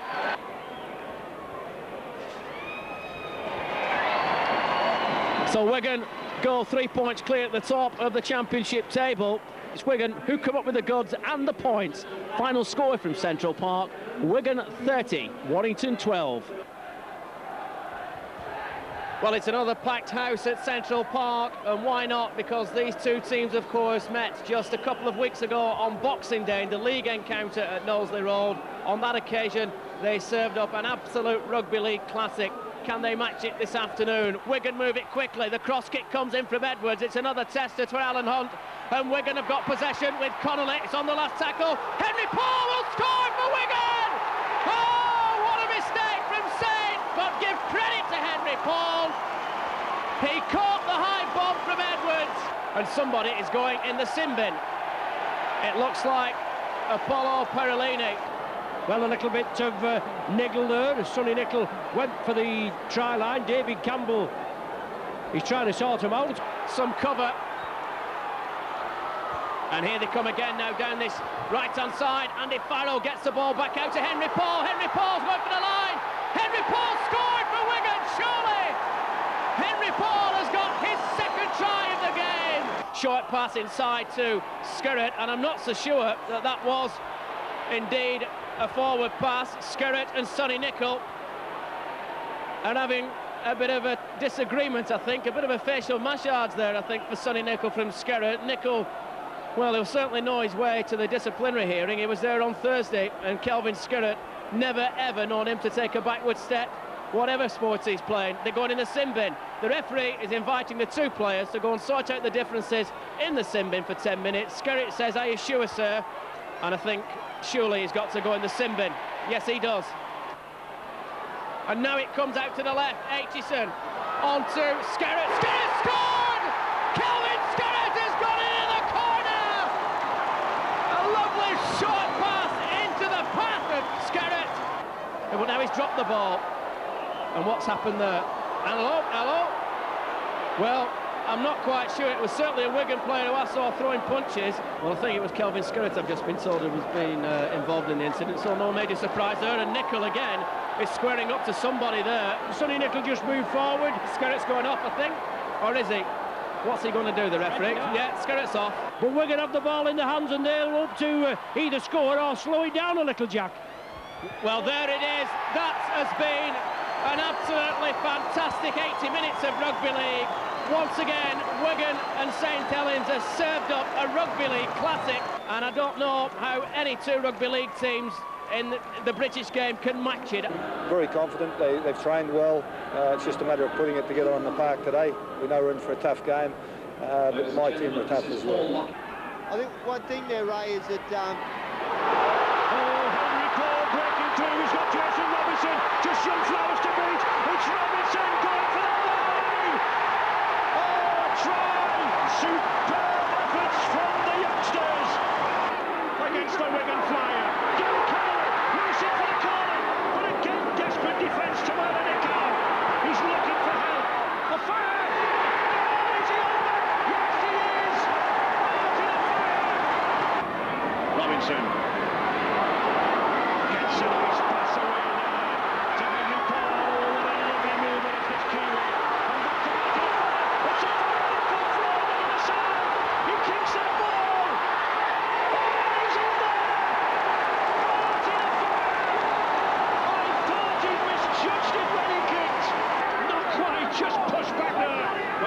John Ray. Hall going for the line!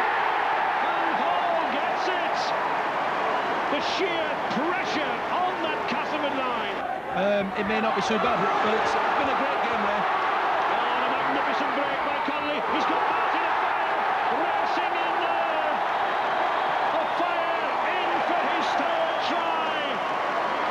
hat-trick of tries for Martin Offiah.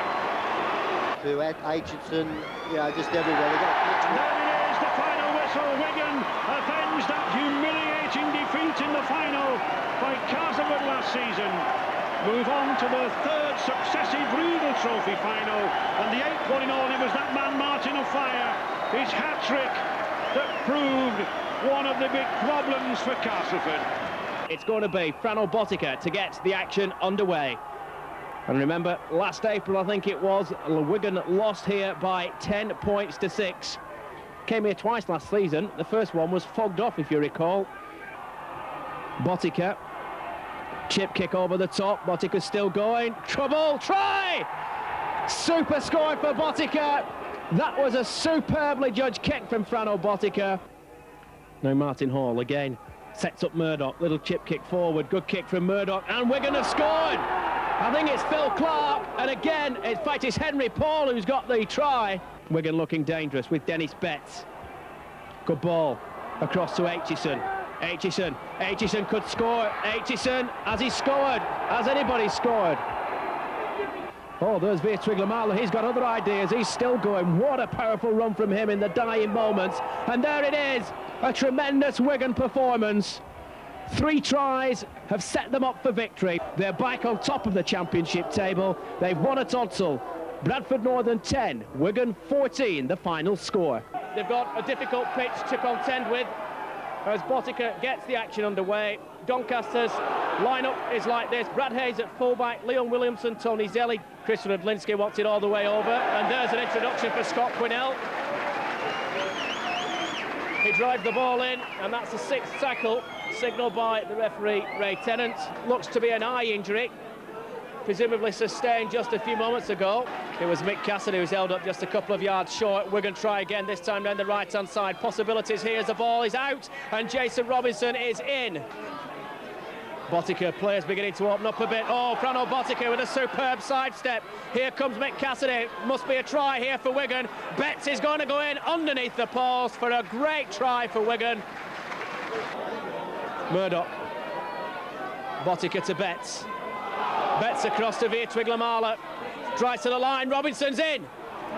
Try number 2 for Jason Robinson. 10 metres of the Doncaster try line. The ball turned back across, and out it comes to Murdoch. There's space here on the right-hand side. If the ball comes out, there goes Henry Paul. Henry Paul to Aitchison. Aitchison's heading for the line. Aitchison scored in the right-hand corner.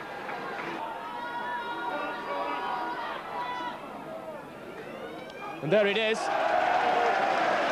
Well, not a bad game under the circumstances. Wigan establishing their authority in the opening 40 minutes to lead at the halfway stage by 20 points to 6. Final score, Doncaster 10, Wigan 28. Yeah, I'm enjoying it. This is my probably 11th game now at Rugby League with the 18 games, and enjoying it more and more every game. Is it true to say it's still a learning process for you at this level? Oh yeah, it's every game we go on, you learn a bit more and enjoy it a bit more. So it's going well at the moment. So Stuart Cummings, who jets off to Australia next week to referee in the World Sevens, taking charge of his first final, the Riedel Trophy final, 1995. And one, I think, Terry, to whet anybody's appetite. Yes, a pulsating encounter in store, Ray. 2 very good sides, and Wigan, with a hectic schedule of late, be interesting to see how they perform. And Warrington, looking forward to a very challenging task today. So Jonathan Davis starts the pitch very firm underneath. The underground heating really worked the trick. The helpers were shoveling the snow off this morning. Well, the Warrington defence moving in quickly, but not putting the man down. And it's Phil Clark racing away here to the corner. He's got Jason Robinson to Ingamala, storming towards that line. And to Ingamala, he's in at the corner. Edwards to Betts. He's got Paul. He's got Botica for the corner. Paul back to Botica. Botica, he's in at the corner. Paul and Edwards setting another attack in motion. Out to Twingamala here. Will he take them on? He does. Oh, he shrugs off 3 or 4 and he puts Connolly away. That was magnificent centre play. And Henry Paul again with a high kick. Oh, he's got the ball. Wonderful handling skills. Back to Twingamala, and he's racing in again. Oh, Twingamala has the try. He has a grin as wide as the Mersey Tunnel, but just 2 tackles gone in this sequence. Wigan looking for more points, and I think looking for the points record. McDermott, he's got pace outside, and there is McDermott. He goes in for the try. Wigan in possession again. Botica trying to side his way through again, trying to go around Alan Bateman. He does. Oh, and he's away down that right-hand side. He's got Phil Clark with him. Back inside to Botica, to Hall. This is magnificent rugby. To Wingamala.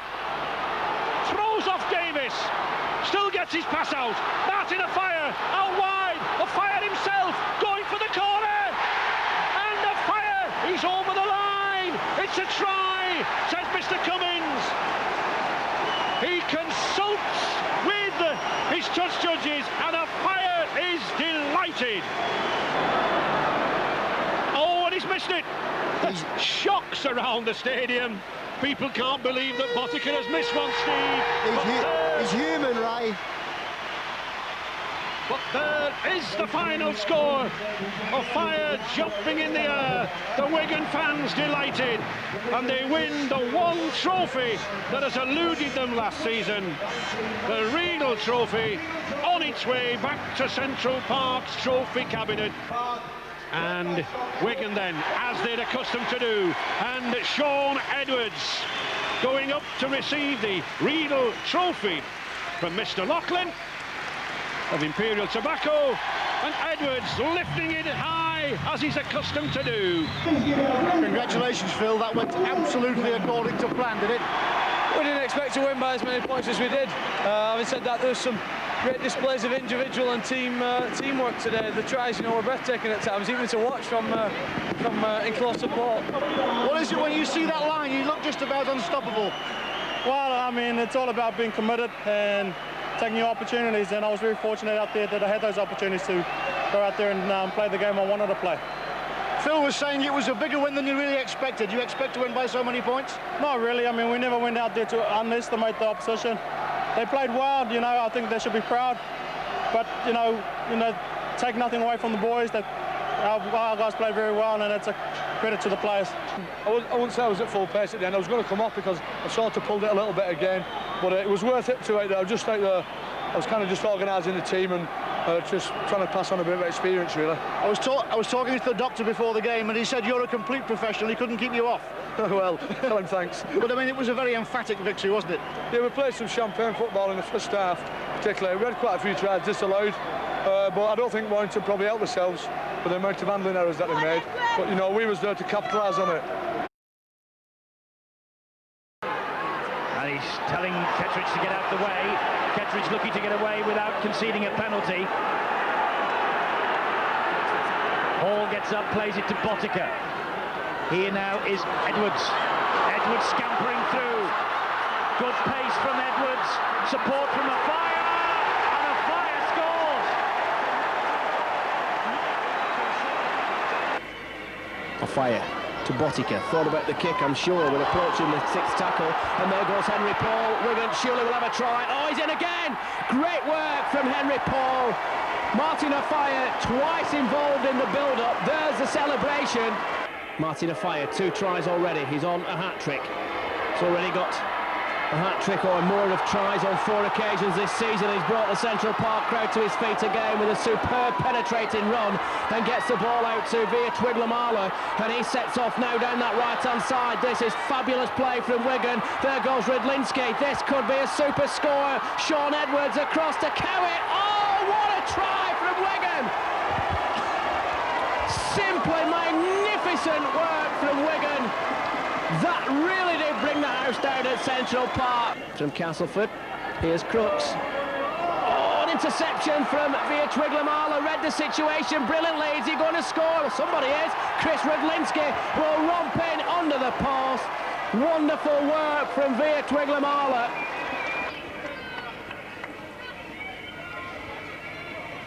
Little chip kick over from Edwards, taken by Henry Paul. Connolly will score for Wigan. Can't see this being a problem. He goes away from the post. Edwards has done it again for Wigan.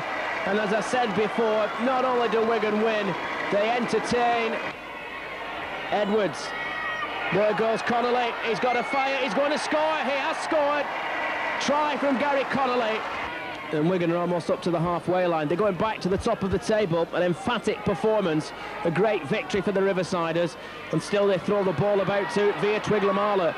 Still going. Oh, backhanded pass. Great stuff from Wigan. Long ball across to Martin Hall.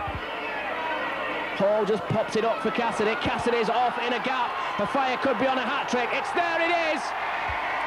And I think that's the 5th time this season Martin Afire has got 3 tries or more in a game. And he likes the celebration. Fantastic work from Martin Afire. That rounds it off very nicely, thank you. Fabulous performance. And we're right on the hooter. Maybe they won't get the half-century, but they have got 46 and they've got 2 points, which takes them back to the top of the championship table. A little bit too soon, really, in the competition to meet a team like St Helens, isn't it? Well, that's in sport. You have draws, and sometimes big teams can be drawn against each other early. It's happened this time, and we're just going to go ahead and play the game. Twice officiated at Wembley and 14 seasons in the middle. He got through an awful lot of work this morning, did that referee, pacing up and down the pitch, checking whether it was fit. But all credit to the groundsman, Derek Jones. He's worked hard, his staff have been with pitchforks. And we're underway, Steve. It should be a cracker. It will be a good game, this. 2 top-class teams. The conditions today, both coaches said they'd assume better conditions than this. But it's a game against 13 against 13, and you're going to see an exciting game of rugby league. Wigan, Botica then to kick off. 15 times the Challenge Cup winners. St Helens, 5 times winners. A unique record at stake for the cup holders, Wigan. They've had narrow escapes in the past. I can remember them almost going out to Halifax a couple of seasons ago. Hull last year, 22-21 they scraped through, but they're still here with that record. Can St Helens take it off them, Terry? Well, I think the conditions and the injuries make it an interesting clash, but I would say they need to be at the very best, and Wigan need to be out of sorts. Just 5 metres short here now. Martin Hall back to Edwards again. Fano Botica inside to Twiglamala. It's Twiglamala with some space, and Twiglamala goes in at the corner. Wigan edging nearer to this line. Sean Edwards now. Oh, brings Henry Paul in well now. Paul's good sidestepper. Twiglamala with the power, with the 16.5 stone frame, and with the pass. Back to Hall again. Dennis Betts testing St Helens' defence, and he's in. Dennis Betts dives in there. Paul Aitchison. What we can't discount, Ray, though, is the number of match winners that Wigan have got in their side. And if you think a spark of genius from Twiglamala and a kick from Botica, it can all be over the other side. Robinson does well there too. Trying to launch Twiglamala to Connolly. Connolly's got a fire inside him now, then a fire. He's got the blistering pace to go all the way, this man. Held, he gets it to Martin Hall. Martin Hall going for the corner. And Martin Hall is in at the corner. Tremendous play from Wigan. Relief from those supporters. And it's back all square. Wigan 16, St Helens 16. Cooper looking for a prop forward, that's what he wanted, but it's Bobby Goulding with an attempt at the drop. Oh, he's hit the upright! It was a superb effort because Sean Edwards knew exactly what he was doing. He pressured him. Surprised at that, Steve. They just didn't apply themselves. It was surprising. There's a full-time hooter there. And there is the full-time hooter. It's 16 apiece. The 3rd draw between these 2 clubs in the Challenge Cup. We had 2 very close encounters back in 1929 and 1930. 2 apiece and 5 apiece. And I'm sure that when the date of this replay is announced, Knowsley Road will be packed to absolute capacity. Wigan skipper Sean Edwards, Sean, that will go down as an escape, will it? Yeah, we didn't play very well. Saints played very, very well. They had the tactics right. I don't think the wet weather suited us, but you know, we made a lot of mistakes and we didn't play the sort of pattern that we normally do. Probably except for one period, which was just after half-time. There'll be a lot of people around this ground wondering why there was no dropped goal in the last minute or the last 2 seconds. I'm asking the same thing. I was screaming for the ball, but people just kept going on their own, you know what I mean? But that's just shows how disorganised it was today. Thanks, Sean. Tactic there by Jonathan Neal. You can do that when the ball is dropped to the floor. The opposition can heal it. And offside already. And Kelvin Skerritt really getting stuck in here. No need for this. Skerritt was looking for bother straight away. And this really is not the sort of behaviour we want in a cup tie. We had an excellent match on Saturday for 80 minutes. And Kelvin Skerritt having to be restrained there. Bobby Goulding still punching away there in the middle. Well, passions are high, but they shouldn't be so high. Always takes some stopping near that St Helens line. Sean Edwards switching the ball. Oh, he's got space on the outside, and Wigan are in. Yes, the try there from Jason Robinson. Cowie.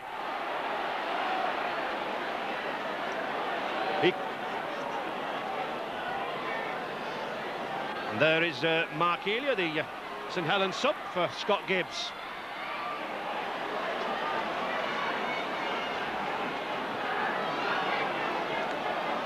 On the fifth tackle, Wigan once again running it. Oh, Kelvin Skerritt, he's got the ball out to Ofire. And Martin Ofire touches down at the corner. Adding to Saints' troubles in midfield with these jinking, darting runs. Sean Edwards, Botica. Oh, good step by Botica. He's got pace, he's got Edwards and Connolly queuing up inside him. Connolly is going himself. Has he got the strength to do it? And he's got the strength to get over that line.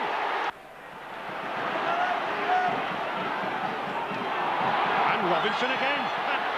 And cutting clean through. And it's Robinson going all the way, but well taken by Sullivan. Oh, he gets up. He flicks into a fire. And surely Sonny Nicholl will never stop him. That was a sensational try. The combination of these two wings, absolutely cutting St Helens to pieces in midfield. Still going, still driving towards that line, just short.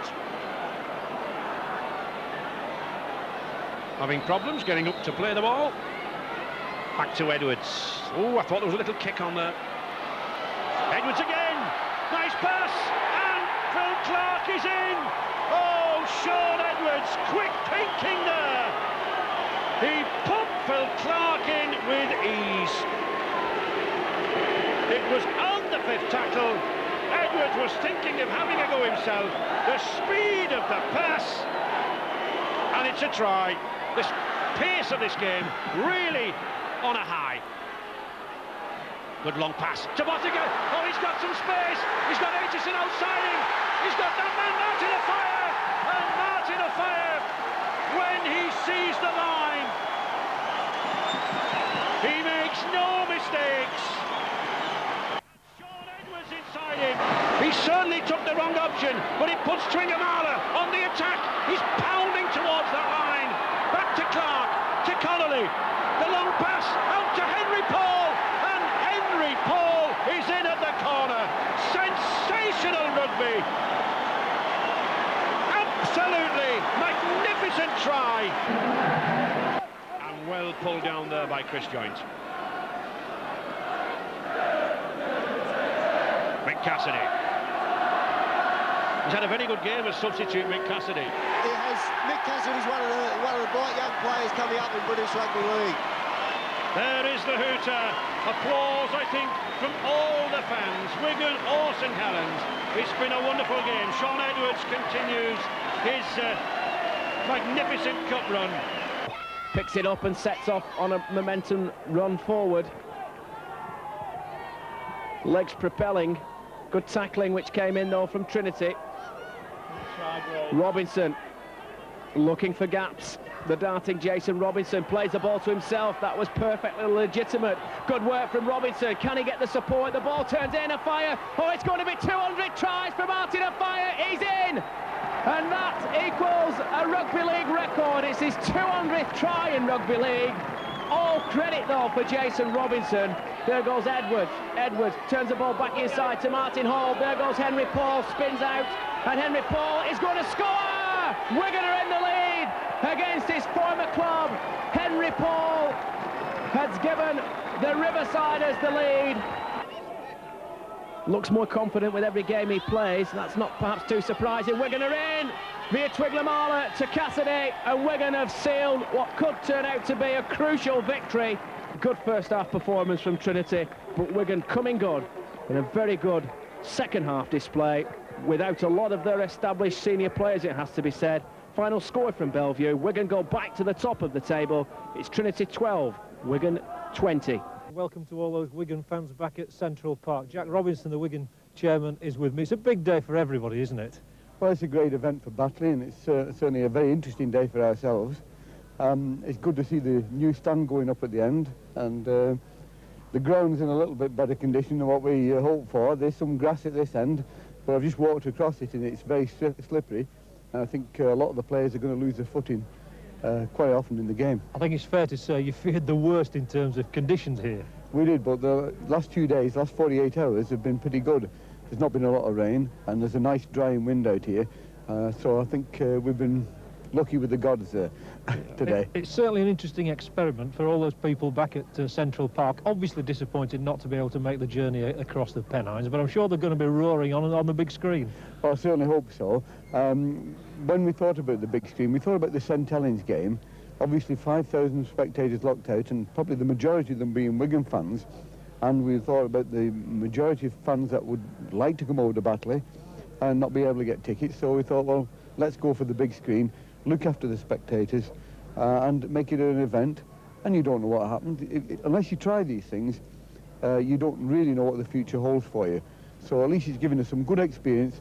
I just hope that we can get our money back. It's a major investment for the club, but we're looking after the spectators who've supported us through thick and thin. What's been the tenor of your team talk? Well, we've just got to do things right. In the first game against Saints, we made too many mistakes. Our organisation wasn't as good as it should have been. And in the replay, we organised very well, we worked hard, and that's really what we've got to do today. Are these difficult games for the players? I mean, for St Helens, you obviously don't need any motivation, but for this one, I suspect you would need a little bit more. Well, once again, it comes down to Wembley at the end of the day and going back there, and I'm sure the players will know how difficult this game will be and how important it is for ourselves and for the fans. So we'll be performing pretty well today, and we'll be coming out with a win. Yeah, we watched the tape. We know how it's going to be. They play very well at home, especially if they're playing down the slope. So we know it's going to be a tough game, but hopefully we've prepared right. And I'm sure Wigan will again try and spread the ball left. There it goes from Edwards. What a strange pass, and it's booted into the air, and there could yet be a Wigan score here. It's the first try, and it goes to Mick Cassidy, who follows up his own kick at the ball. Hoisted by Edwards, Afire goes, Afire scores! Well, that's the most untypical Martin Afire try. Again, they might think of spreading it. It's from Edwards to Paul, inside ball, Skerritt's in. 3 tries already for Wigan, and they are romping it, no problem. The Cup Kings are on their way. It's all Wigan. Edwards, and here goes Phil Clark. Phil Clark's in, 4 tries for Wigan, and it's an absolute romp. It's a lovely Sunday afternoon picnic for Wigan, this. It certainly is. This Batley side will ever have played against Wigan before. Gratian certainly has, of course. Connolly looks for a long pass, breaks through the middle. Here goes Gary Connolly now. There's got to be a great chance for a fire. Oh, they won't catch a fire. And an unavailing dive at his feet. Martin Afire over in the corner. A surprising scoreline coming in from Lorcombe Lane, though. It's Henry Paul's away. Henry Paul might go all the way. This is Henry Paul's moment of glory. And it's yet another score for Wigan. The 6th try of their afternoon. Well, at start of play it was 952, so they only want 48 today, and they're pretty well on their way, aren't they? Here goes Botica, the ball inside is Tui Gamala. And to be fair to the Batley fans, I think they're just enjoying the sight of Wigan and everybody getting on the score sheet. The latest is Gary Connolly. And play will restart. Oh, Jeff Grayson's having a little bit of a head-to-head there. Play will restart with a penalty to Wigan. I think he knocked the ball forward there. Yeah, he's very disappointed, I think, in the end, but the discipline factor comes into play there, and it's not been good for Batley in the opening 40. Tuigamala, fire outside, hat-trick of fire. It's so easy. That should be the message. And Martin of Fire is in for yet another hat-trick, the 7th of his season. There's been too much all afternoon for Batley. Here goes Cowie now. Paul's alongside him. Paul gets the first score of the second half. It's certainly taken about 5 minutes in coming, although Henry Paul has the ball in his hands. Delayed the pass well for Connolly. Through the middle, there might be nobody to stop him. Edwards alongside. Was it a forward pass? The referee says not, and Sean Edwards gets his first and Wigan's 10th try of the afternoon. Here comes Dennis Betts now, and there must be a terrific chance here for Wigan to get another score. He's got Tuigamala on his outside, and Inga the winger is away, and Vega Tuigamala is going to get his score. He's deserved it, and Wigan just keep on clicking up the points. And even at this late stage, it's a little bit of relief for Batley and disappointment for Gary Connolly that he doesn't get what would have been his second try. And that was, in fact, the final moment of this game here at Mount Pleasant, which has been won so comprehensively by Wigan. Well, we knew that they like playing, downhill. No one really likes playing uphill, and we were quite fortunate we played quite well in the first half. I know you went off in the second half. What's the injury, Martin? It's got a bit of a strain at the top of the leg, and can't take too many chances. I know you can't do anything about the cup draw, but it's going to be made tomorrow night. I suppose you want anybody at Central Park? Yeah, well, you just have to wait and see. It's just nice to play at home. We played away, unfortunately we won. Well, Graham, a marvellous performance, I think. Another professional display from Wigan. Oh, we knew we had to come here and play well. Batley play well on their own pitch. We've watched them play on the tapes, and I've watched them playing against St Helens. We knew they were going to play a good game, but I was really pleased with our team performance. Everybody did their job. The forwards took the ball up, the backs played around with it, and our defence was really good. You must have been delighted with the attitude of the players at the start of the game, because they seemed particularly determined. Well, they were. I think they realised that the Saints game at home, we didn't do so well. Then we went back to Saints and played very well, and I think they picked up off that. Steve Holgate nips in at loose forward. On the bench for Workington, Darren Carter and Jonathan Goyley. Here come Wigan with the ball from the scrum. It was for a forward pass, I'm told. Henry Paul across to Connolly. Can Connolly get Martin of Fire free? There goes Martin of Fire. Martin of Fire! Oh, he's going clear from Drummond, and Fire's going to score for Wigan! Right under the post and completely out of the blue. Martin of Fire gets his 42nd try of the season. Martin of Fire. Will he work the run around with Edwards? Edwards is through a gap. Edwards has given the ball. Oh, great score for Cassidy. Edwards, the creator. Cassidy, the scorer. And a big part played in the try, one suspects, from Martin of Fire. Robinson to Edwards. Little chip kick forward. Henry Paul is chasing. Henry Paul has scored! Well, a brilliant kick from Edwards. Edwards. This is better from Wigan. What a pass thrown out by Edwards. Wigan are in, no doubt about it. Connolly will slide in at the corner. And what about that for a pass from Sean Edwards? But Wigan have made rapid strides forward as well there, deep into the Workington half of the field. Phil Clark turns it back to Quinnell. Quinnell's going! Quinnell could score, he's in! Scott Quinnell! It's his first senior try for Wigan, and he's delighted to get it.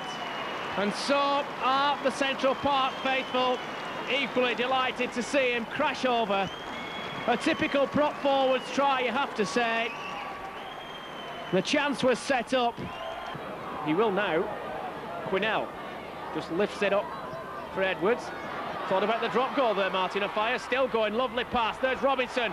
Robinson's in! Jason Robinson. A lovely try. It's going to be a long, weary trek back to Cumbria for Workington and their supporters. Well, that's probably the sweetest sound that the Workington players have heard all afternoon. Wigan, another comprehensive victory for them here at Central Park.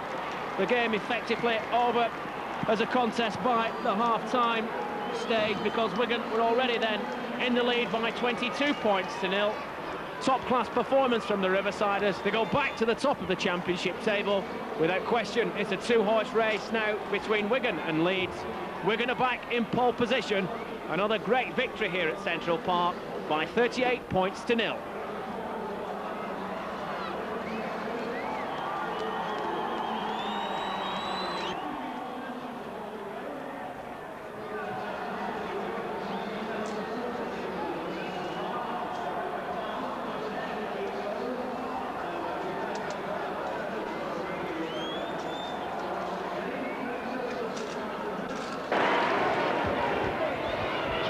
Henry Paul. The Wigan team are just all standing around in a bunch now. Sean Edwards is standing there with his hands on his hips, and they've got no direction at the moment. They're down by 10 points, but there's still a long time to go. I think this man here, Sean Edwards, certainly has to put these wide passes out. He and Bottigan have got to organise things in midfield. But here is Gary Connolly. He's looking for support. He finds it there with Sean Edwards. And he's mounting a fire, and that's what Wigan can do. Back against his own side. Sean Edwards to Henry Paul. Wigan beginning to open up down this left flank with Paul. He's got Connolly with him. A fire coming inside again. Back to Connolly. Connolly, powerful at the corner. Gets into a fire. Back inside. Oh, and Martin Hall in support. And suddenly Wigan straight back on the fifth tackle now. Still no drop goal as Edwards moves on to the left. Switch inside to Clark. Bates is going for the line. And could that be the try that finally breaks the witness resolve? It was Sean Edwards who started it. It was Dennis Betts who finished it. Ball switching to Cowie. Cowie charging in for a try. Neil Cowie delighted with that. Craig Makin still coming in the closing minutes. And there it is, Wigan once again successful. That undefeated run of 40 cup ties continues. It really is a long time since that defeat by Oldham way back in February '87. The amazing run continues, and an 8th successive Wembley final is a possibility. And that was Wigan's head and ball, which is a touch surprising to say the least. Bottiker to Connolly.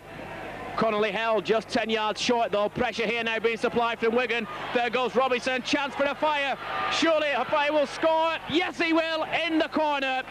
Quick play the ball. Edwards, he looks to get the ball outside, and that is a walkover for Neil Cowie. The attack, and Phil Clark is really coming onto those balls at pace now. He's taking some stopping, Phil Clark, as Edwards again looks for support on the far side of the field. Inga is heading for the corner. I think he might have made it, or is he? Yes, he is, via Twiglamala. So we're just saying that Widnes will be glad of a break from the tackling, and they lose possession, and Connolly's flying through the crowd as a man shouting for the forward pass. A fire has come in field. He's going to turn Jason Green, and Wigan capitalise. From Henry Paul, and we're on to the last tackle, but Wigan just 10 metres short of that Widnes try line. Spins it out wide. Edwards across to Bottiker. Wigan will be in, will they? Connolly, good tackling. It's up in the air, and Wigan are in. Like, there goes Quinnell. He's not a Kiwi, he's a Welshman. And Widnes back in numbers, but perhaps a touch dispirited. Lovely short ball. Phil Clark's going to score. Clark is in. A great tackle though. That man again, Darren Wright, saves the day. Widnes looking to scramble back. David Wayne was about 6 miles offside there. The play goes on. It's another backward kick. I don't know if this is a new tactic that Wigan have introduced into the game, but it pays off this time as Neil Cowie goes in for Wigan. Well, it had stopped and now it starts again. Cassidy. Another comfortable victory, the second one in 4 days here by Wigan. They now go 3 points clear at the top of the championship table, and you've got to say they're going to take some catching. The highlight, a hat-trick of tries for Martin Offiah on his return to Norton Park, a couple as well for Neil Cowie. A strong, powerful burst from the Kiwi.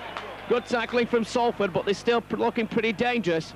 Midway between the halfway line now, just on the edge of the Salford 20-metre line. Farrell gets it across out to the fullback is Aitchison. That was Murdoch's pass, and we're up to the last tackle. Expect another bomb. Just look at the position of Murdoch. That's the option Wigan choose. This time it's out towards Henry Paul. Henry Paul back inside. Murdoch will score for Wigan on 7 minutes. It was on the last tackle. And all the early moves coming from Wigan. Martin Hall, Terry O'Connor, former Salford star, and he spotted a gap. A good break from Terry O'Connor. The ball across to Radlinski. There's points here for Wigan. Connolly will go under the post, and Terry O'Connor will get the credit, the former Salford player. No, one of their former colleagues, Gregory, won in strongly, looking for men, still running. Oh, just dropping the ball, it goes to Connolly, and from nothing, from a Salford attack, it's Connolly who's going to go his own. Brilliant dummy from Connolly to score his second try of the afternoon.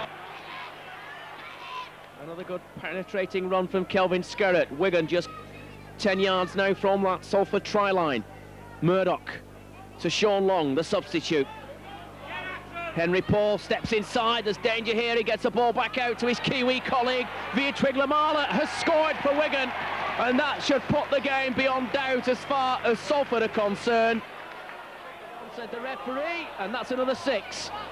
That's a good decision from the referee. It did hit a Salford player. I'm sure he tried to get the possession back. More problems here now for Salford. Wigan piling on the pressure. There goes Sean Long, he's going to score, or somebody will, and it's Paul Aitchison. Spins away from the tackling. Connolly's on a hat-trick. Couldn't get the ball to Murdoch. Last tackle. Murdoch gets it now. Henry Paul turns the attack towards Cassidy. Cassidy steps off his left foot. Cassidy might score. He will score. And it's all so easy for Wigan. There's no problem with that. It's definitely a try. The season one-horse races, no good for rugby league. Sean Long going on his own and drawing the man. Brilliant try. Brilliant rugby league try. With Watson. And there you have it. Wigan, their charge to the title continues in relentless fashion. A very good opening 40 minutes from Wigan, an even better second 40, and Salford have big problems. Their third defeat in a week here at the Willows. Wigan's title charge goes marching on.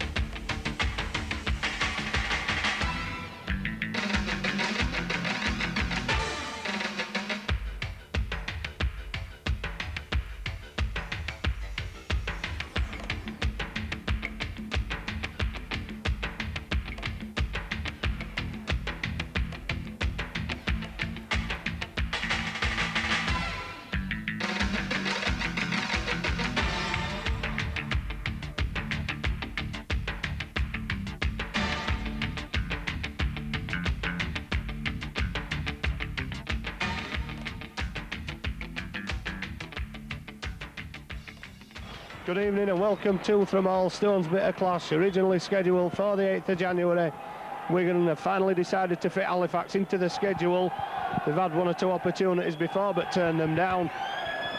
But they finally get it together tonight. They're playing again on Sunday at Central Park. Out it comes across to Parker. Parker dummies forward. Oh, that could be an obstruction try. What is the referee going to do about that? He's going to again send Edwards to the sin bin, and you can't really argue with it. Wigan looking to move it out wide. Farrell running out wide, brings Connolly on the inside. Connolly against Dean. Dean hasn't the power to stop him. Halifax didn't close the gap up. Connolly's trying to make an impression. Wigan have got to get the ball somehow up to the other side of the field, and they might do it now. There could be a score here. Edwards, has he got the legs? He's chased all the way to the corner. Edwards will score. Michael Hagan chased him. He won't catch him. No, now they've got to get the ball upfield somehow, quickly. It goes out to the left-hand side. An opportunity perhaps in the dying moments. We're going to go on to score. They're in. Are they? Oh, it's trapped by Edwards. It's a try. A second one for Edwards. The nod and the word from the timekeepers is maybe he'll blow the hooter after this kick. It's 18-14. The kick comes in. It's 18-16. And it's all over. Wigan have lost for the second time this season. But my goodness, they almost snatched it at the death. But a great night for Halifax. They'll enjoy the celebrations. And Leeds will be delighted as well with their close rivals. Halifax have done them a great favour. This is a most enjoyable occasion for the players as Pier Drive Nissan present a fleet of 31 sponsored vehicles for the use of the players during the coming season.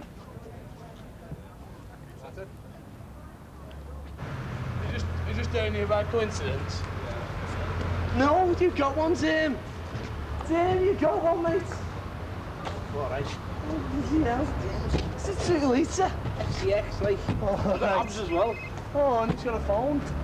Mr. Akio Sumitomo, the managing director of Nissan Great Britain, hands over the keys to Jack Robinson, the Wigan chairman.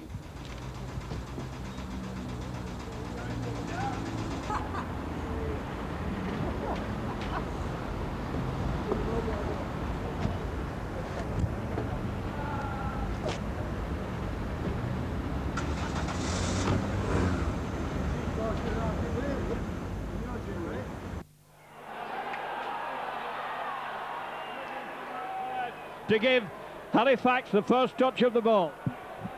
Devotee from the kick-off inside to Jackson. Edwards holding it, puts an overhead kick. Redlinski's there, takes it inside. Wigan going for the line, and they're going to score. Coming hard on it, going straight, ball being kept alive.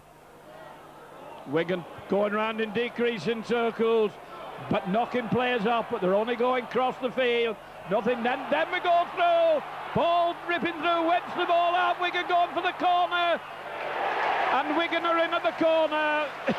Comes out to Edwards. Edwards changing direction. Whips it back, and there's a gap a mile wide. Wigan turning inside, and who's there? Edwards is there. Wigan coming through from acting half-back, turning it to Edwards. Edwards way out wide. Dumming out towards the left wing. Hall onto Connolly, onto Redlinski. Redlinski going for the corner. Onto Hall. Hall still going. Hall throws it inside. Wigan keeping it moving. Wonderful play by Wigan. And there's a Wigan going for the line. And eventually, and it's still alive. Turning and twisting and still going. And the ball's it's red hot, that ball, as Wigan move it out. Little dummy gave him the Wigan going for the line. It's inside. And now they're all there. Wigan have eventually managed to get the try. Everybody on the field, including about 30 people on the spy and cop, must have handled that one. Good position in defence, but it's still Wigan piling in on as Edwards again puts a high crossfield kick. And it goes out onto Redlinski. This game in the heat being played at the rate of knots, and Wigan have made the break. They should score here into the corner. As the ball goes to Edwards. Edwards, a long testing path, bounces. Connolly takes it. Connolly making a dart. Connolly going for the line. And a tremendous run by Connolly. Long pass by Edwards. Wigan going through, no problem there, the gap a mile wide. Wigan standing still at the moment. They've a big overlap down this wing and the break is on. The support is there and Wigan are going to score. Clark, Wigan holding it. Twiggamala with his fourth. Bangs his way in and that's 54. Shows the dummy, now he gives it to Twiggamala. Twiggamala with acres of space and Radlinski in support on the outside. Coming inside again, Radlinski. Superb run.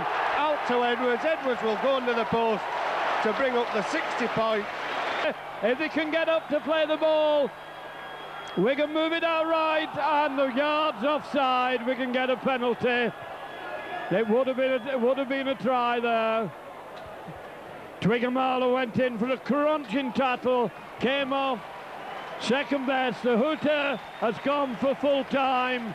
A complete Wigan, having been beaten by Halifax and well beaten in midweek, have turned the game completely round and have turned on the style and put on the agony as well on Halifax and turn out Wigan well worthy winners by 62 points to 6.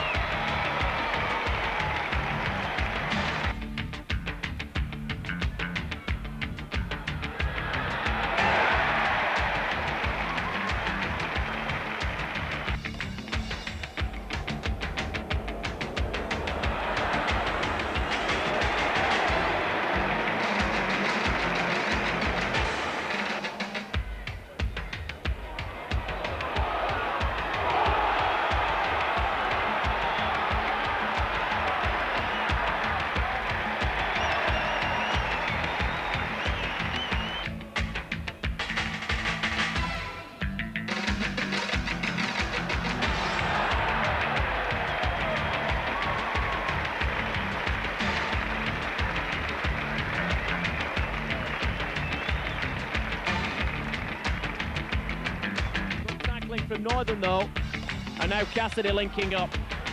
Cassidy charging for the corner. BJ Mather cuts inside. Mather will score. Massive gap.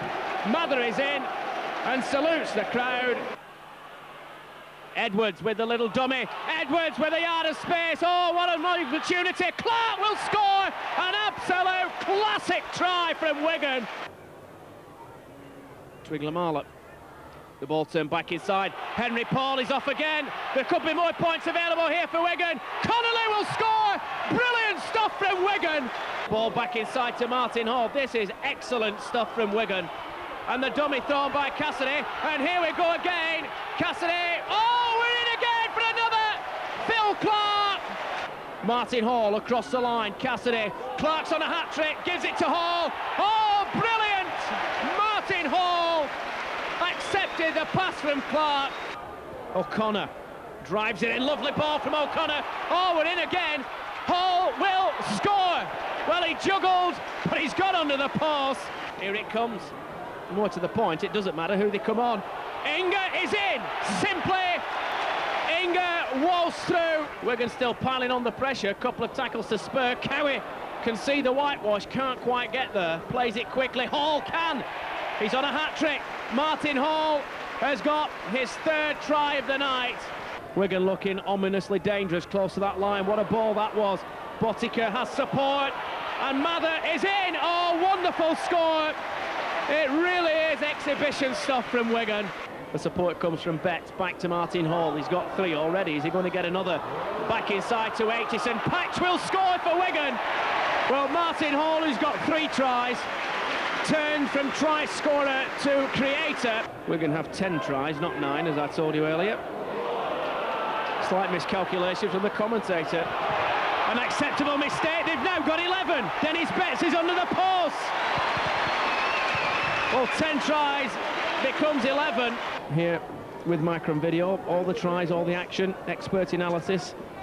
And we'll be picking our way through the season's highlights, and there's plenty of them. And this has been one again tonight at Central Park. Wigan waltzed it in the end, 60 points to 34. And Wigan could well be stretched to get themselves back into this game. Powerful run from Farrell. And he set up a good field position there for Wigan.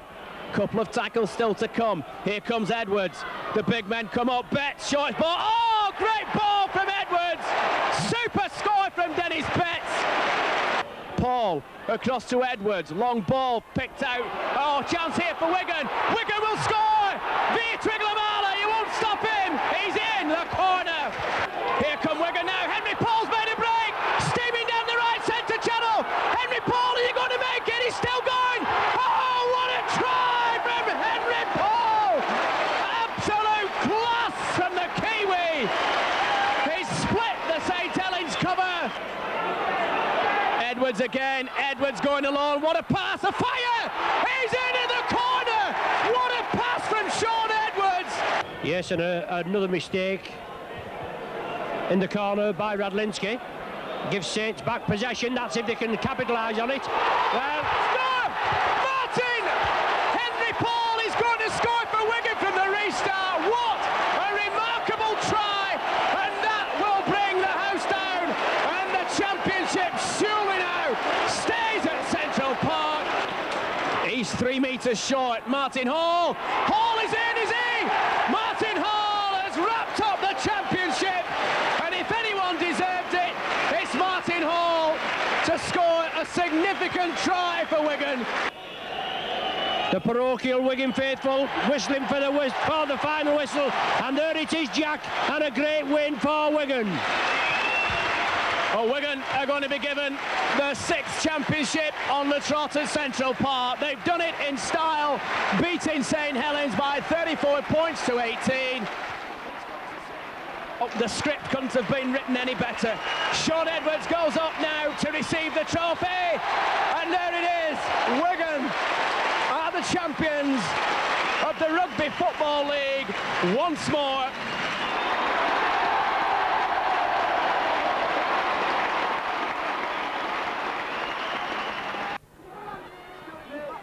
Cowie held up. Quick play the ball by Wigan and move it across. A high bomb from Murdoch. Mather's under it. Mather's trying to take the high one. He can't get hold of it. Ball's gone loose and it's picked up by Connolly. Connolly trying to batter his way over. Right in under the post. Murdoch moving out to the left. A long wide pass out to Botica, and Botica's in. Botica in at the corner.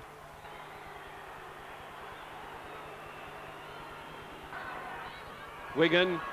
Murdoch gets it out onto Botica. Botica slides through so cleanly. He had bags of support with him. Murdoch on the inside. He dummies Murdoch. He dummies Benny. Gets it on his own and he dives in. A tremendous long distance try that.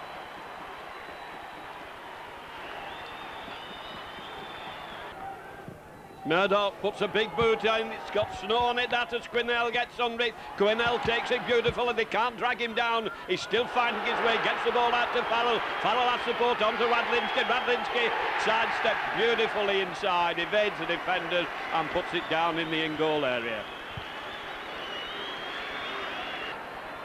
Hall behind the play, the ball out to Murdoch. Murdoch, a lovely wide pass out to that power man, Twigamala, and he batters his way over for yet another try. Quinnell battering his way through the cap, pull him down, showing tremendous power, manages to hand the ball on, goes out to Twiggamala. Twiggamala puts the kick in. The chase is on now. There are two defenders. Twiggamala busts in between, the ball bouncing away, and it's Radlinski who goes over.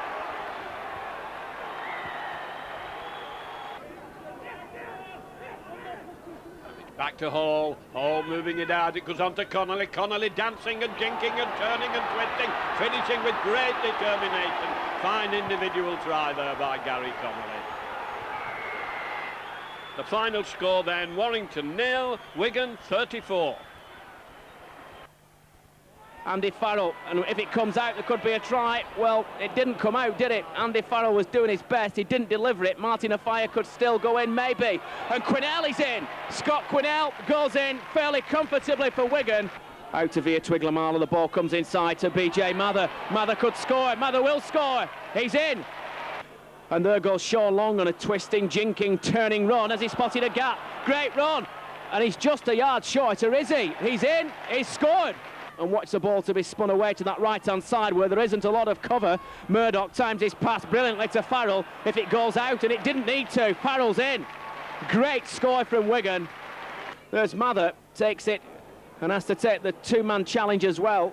But still a good field position here for the Riversiders as Murdoch gives the ball to Quinnell. Quinnell charges for the line. He's in. Long one thrown out to Murdoch. Here's Quinnell. Quinnell storming through a massive gap. Good work from the Welshman. Oh, Quinnell! Quinnell still going! Lovely play, and that's super rugby from Wigan. Brilliant work from Quinnell. Quinnell's on a hat-trick and he's running strong. He started the second half like he ended the first. Oh, he scored! Hat-trick for Scott Quinnell, and that really was a determined dash to the line. This is better from Wigan. They're playing the ball a bit quicker. There goes BJ Mather, and he's broken through two tackles. Martin Offiah is going to score. Forget it, it's K. Sarah. Martin Offiah is going to score. It's his 48th of the season. Good work from Wigan. Still danger here for Hall. Oh, it's a simple try for Murdoch. And what can Wigan make of this? Martin Hall down the blind side. Cowie going for the corner. Comes back inside, he's in. Neil Cowie, well, he moved pretty quickly. Good play from Wigan at the moment, and there goes Skerrett. Can he make it? Well, he's looking round for support. That should be another 6. O'Connor is a yard short. Is he going to score? Yes, he is. Terry O'Connor scored. To Sean Long. Martin Offiah could score. Great kick. Oh, he's going to score, is he? The referee might get in the way. Martin Offiah is going to get his second, is he? Yes! Well, that was a brilliant kick. And that just about wraps it up. Another fine victory for the Riversiders. Hull simply, as many other teams have found earlier this season here at Central Park, no answer to Wigan's power, pace and penetration, but a great way to end the championship season at Central Park with a final score of Wigan 66, Hull 16.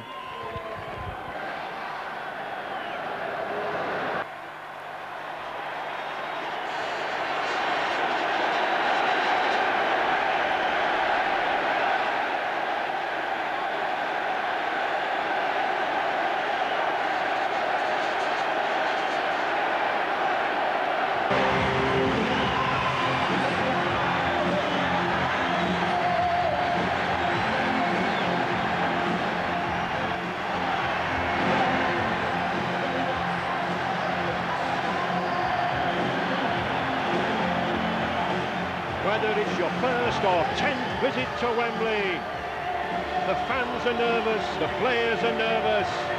A wonderful occasion when you tread on that famous turf, when you hear that roar that greets you when you come out of that tunnel.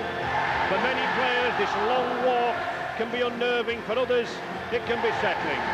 For Arthur Thomas, the president of Wigan, and Mr. Dennis Greenwood, the chairman, a great honour. Alan Tate and Henry Paul, the two full-backs. Gary Connolly, used to the big occasion, as are those Wigan fans. Jim Fallon in outstanding form, and the man he will mark, Martin Offiah.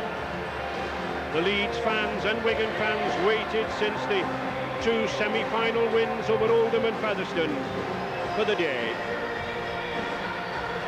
Ellery Hanley and His Royal Highness the Duke of Edinburgh waiting to greet the two teams. The Roars greet the kick-off. Holroyd to start.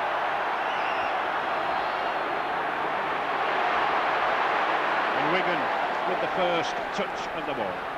Both teams with a win over each other in the Championship. Wigan 38 points to 6. Oh, and Robinson going for the corner. Magnificent try. He made something out of nothing there. All week there have been doubts over this Wigan wing. And then Wigan move it back. Dennis Betts skipping off that left foot. Betts going for the line. Schofield's holding him up. Can they do it? Yes, they do. Powerful run there by Dennis Betts. But it's Wigan looking for 4 more. Sean Edwards, they've got an overlap on this side. Phil Clark hesitated. Picked up by Henry Paul. And he's in. The spin. The pirouette. And it's the youngsters who are causing the damage. When Wigan, we talked about absorbing pressure. Here they are coming back. Oh, and Jason Robinson, a magnificent run, completely splits the Leeds defence. Wonderful try. He's something to prove as Jason Robinson.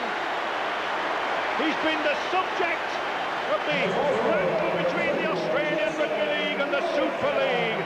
He's been valued at £1 million over the next few years. And isn't he just highlighting that valuation? Good play there by the Leeds fullback, Alan Tate, but the pressure still on. Martin Hall with the dummy! Martin Hall, clever around the rucks. Fooled the Leeds defence. They moved up quickly. The dummy was on. And Martin Hall, former Rochdale Hornets player, was in there, his 12th try of the season, and that's a high number for a hooker. Edwards, Cowie. Good run, Wigan using these forwards in tandem together at the rucks. Now the long passing to Twigamala. Twigamala having a go himself, he's got the power, and he gets in for a try. The 1995 Silk Cup Challenge Cup again has gone to the cup holders. That cup, only 36 inches high, cost £60 back in 1897, but Wigan seem to have it for keeps. They don't want to give it back. Presents the trophy, the 1995 Silk Cup Challenge Cup winners, Wigan again. I thought it was our defence that won us the game. We held them off just for half time a couple of times. I think that was vital.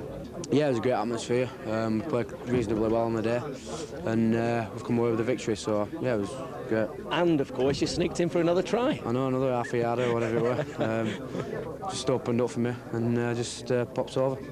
It must be a lot to make up for, though, because you've had disappointment in the past. How does it compare? Does it make up for it? No, it's just it's another game. I know it's the Challenge Cup and everything, and it's another medal. We've got all the medals now, so you know it's a great thing. As I said before, a lot of great players have not played in. I just feel fortunate that I've actually played. I feel lucky. Yeah, you know, I've been thankful to be involved in 4 of them. You know, it's just as sweet. You know, I thought Leeds came at us, you know, quite hard after having a year of, you know, looking at the videos of what we did to them last year. You know, they came back and they gave it everything, but you know, we were just too strong. Jason Robinson, outstanding.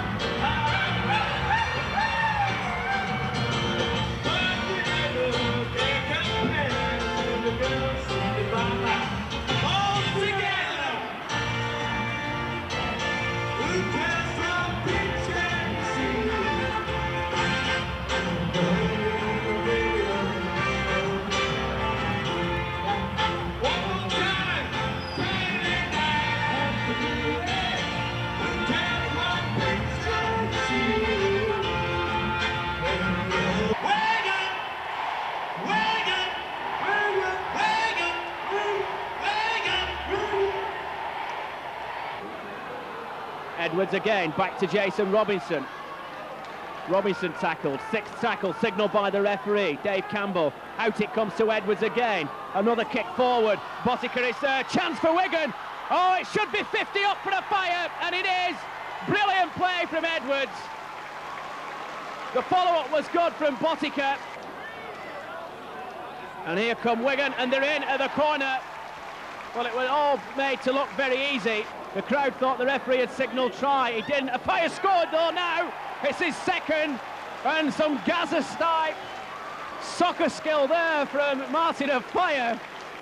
Botica took the ball from Edwards. Still going Botica, gets it out eventually to Farrell. Farrell spins it out wide. Wigan could be in at the corner. They surely will. Oh, it's all so easy, isn't it? It's the substitute who scored it, Simon Horton. Eagles 20-metre area. Last tackle signalled by the referee. Edwards turns it back inside. Botica. Oh, wonderful try from Frano Botica. The perfect half-back combination.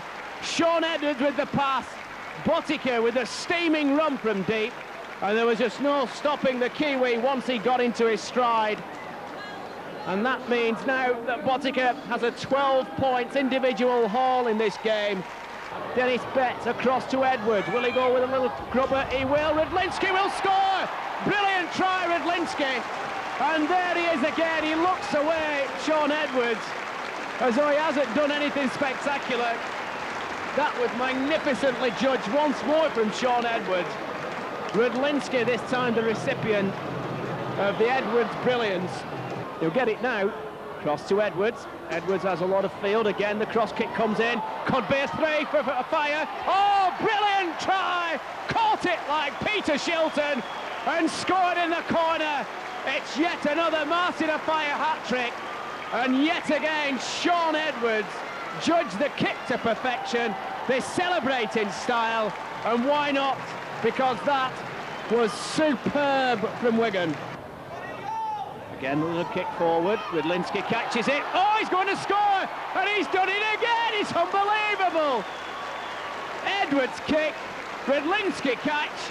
Wigan have 6 more points. Surely the conversion will be a formality.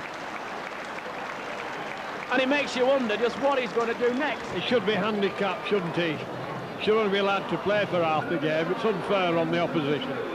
In this form, frankly, they're not, believe you me, they're not going to be the only team to leave Central Park disappointed this season. So Wigan's remarkable run of success continues. They can now look forward to a home game in the semi-final of the Premiership playoffs. 48-16, the latest score. The envy, if you like, of the rest of the rugby league. They certainly know how to win here. And the winger who's playing for Warrington tonight, Mike Forster, well, Mark's got a very envious record indeed. He's experienced 6 wins here at Central Park in the time he's been at Warrington, and he's also scored a few tries as well. Martin Hall spins it out wide. Botica to Edwards, gets the reverse back. Edwards is going to score for Wigan! It all opened up for Sean Edwards! Edwards again, the try scorer. Across it goes to Cowie. Cowie going for the gap. It closed up quickly though. Good tackling from Wyatt. And he's still got the ball away, Neil Cowie. He did well there. Into Botica. And Botica has spotted another gap. There's a 4-pointer here for the Riversiders. Dennis Betts is going to roar underneath the post.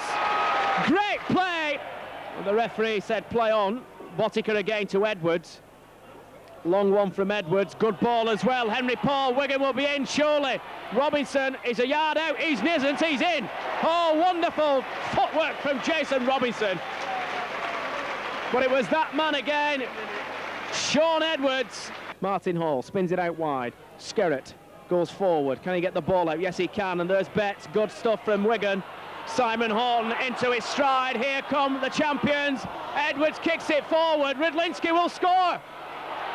He scored. It's another 4-pointer for Wigan. Wainwright. Good running from the loose forward, but he's given it away to Botica. Botica has set off. Connolly into a gap. Connolly, has he got the legs? He's dropped the ball. Robinson might score. Will it count? Well, the referee, I think it will. But the referee, Campbell, has pulled play back. and given Warrington a penalty. For offside, apparently. Martin Afire can't believe it. And I think Afire is going in the sin bin. Well, that is very, very unusual. Oh, the crowd like the runs from Robinson. Here's Edwards. Long ball thrown out, well taken by Botica. Botica has a chance. Quinnell, can he step inside? Oh, wonderful try from Wigan. Connolly's got it. 40 points to 14. Mackey goes forward, tackled himself. Interception from Martin Hall. Can Wigan now step on the style? Edwards could score. Will anybody catch him? Don't think so. He's got Robinson there, and Edwards will score in the corner. It's his second try of the game. Will he get the short one back from Botica? Yes, he does. Long one thrown out. Well taken by Skerritt. Skerritt steps inside, gets the ball back out to Connolly. It finally arrives at the feet of Martin Afire. Afire headed. Oh, wonderful score from Martin Afire. He went over there to collect the ball and score the try. And it was well worth waiting for.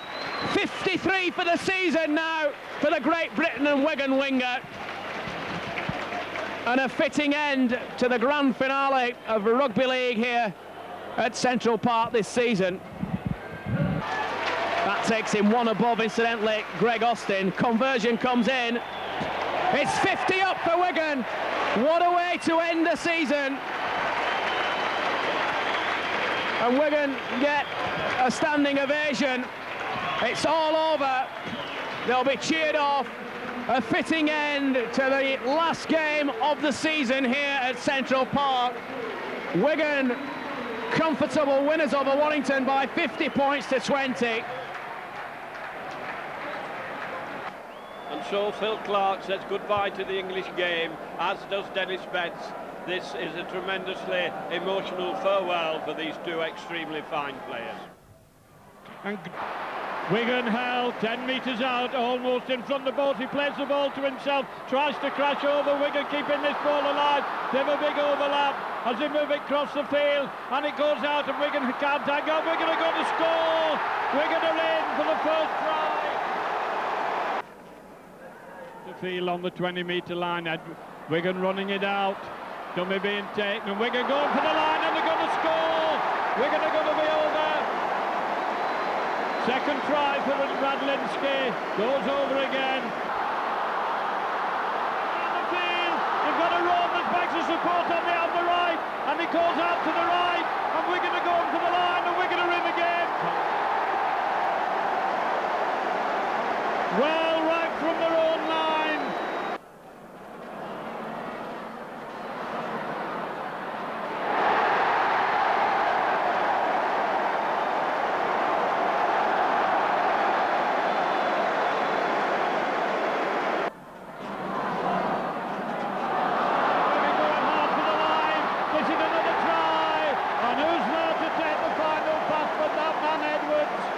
He follows them all over the field. He's an absolutely lethal footballer. He reads the game so well. Absolute genius at knowing what is happening. We can have an overlap as they keep the ball moving. Little grubber kick in, being chased over the line, and Wigan are in. Radlinski hat-trick.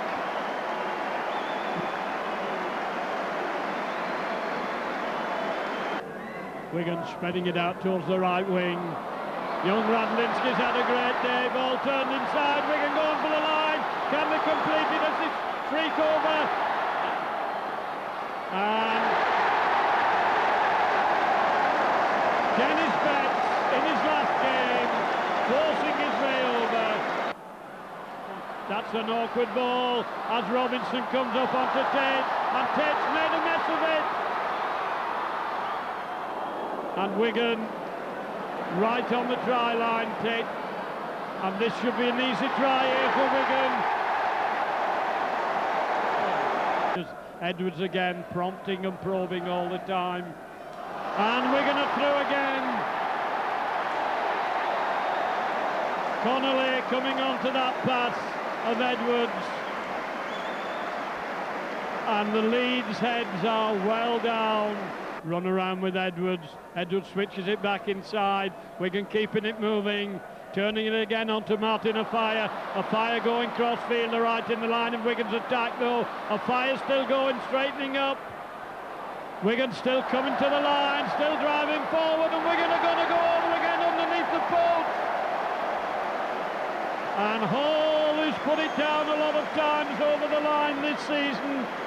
Well set up by Martin Afire there. And there's no tackling going on as Wigan go surging forward. A fresh pair of legs, and he's going for the line. And he's going to make it. Simon Horton, another of the teenagers. The financial backing of the club. There goes the hooter. Massive relief for Leeds. But what a magnificent victory for Wigan. They've won the lot. They've won the World Club Championship. They've won every domestic trophy available to them. We've been watching a Wigan side which has demolished Leeds by 69 points to 12. We've been watching the greatest sporting team in British sport at this moment. Of that there is no doubt. And certainly one of the best in the world, if not the best. This has been a remarkable performance and very much the icing on the cake of an absolutely fantastic season, John.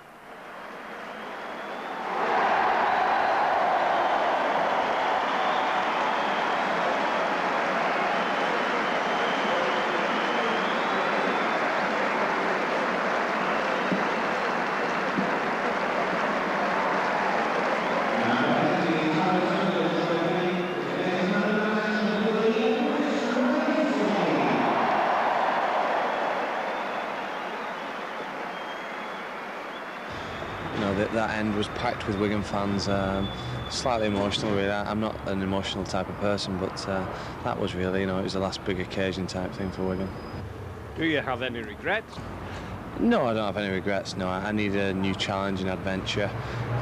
It was something that I wanted to do. And yet, I've been very, very lucky to play at such a great club for, during a successful period. And what will you miss most? I think it's my hometown, isn't it? And everybody who travels, wherever they go away from their hometown, misses lots of things, their family and friends, people at the club. I've got some good friends here, and there's a lot of interesting characters play for Wigan, and I'll miss their sense of humour. He can go to Australia and play in a different competition. He's won everything there has been to win here, so I can understand why. Are you leaving just for the money? I need to go to get fresh experiences. If it was based on money, I would have probably stayed at Wigan, but that's not the case. Money's not everything in life, and I needed to go and travel and see the world type thing. Itchy feet. If we wanted to be successful in the Super League, we've always got to just look at things that we're doing and try and do that little bit better. Me as a coach, I've got to look at myself and think, well, what can I do that we didn't do last year? What can I just do to take it forward that bit? And as a club, we've got to do the same. The medical staff have got to do the same. And everybody works together and we come out with a successful formula. But rest assured that we're trying to even eclipse what we've done so far. The Super League beckons then. Will anyone manage to mount a serious challenge to Wigan, or will they once again take everything in their stride? Only time will tell, but success at Central Park has become a normal part of everyday life.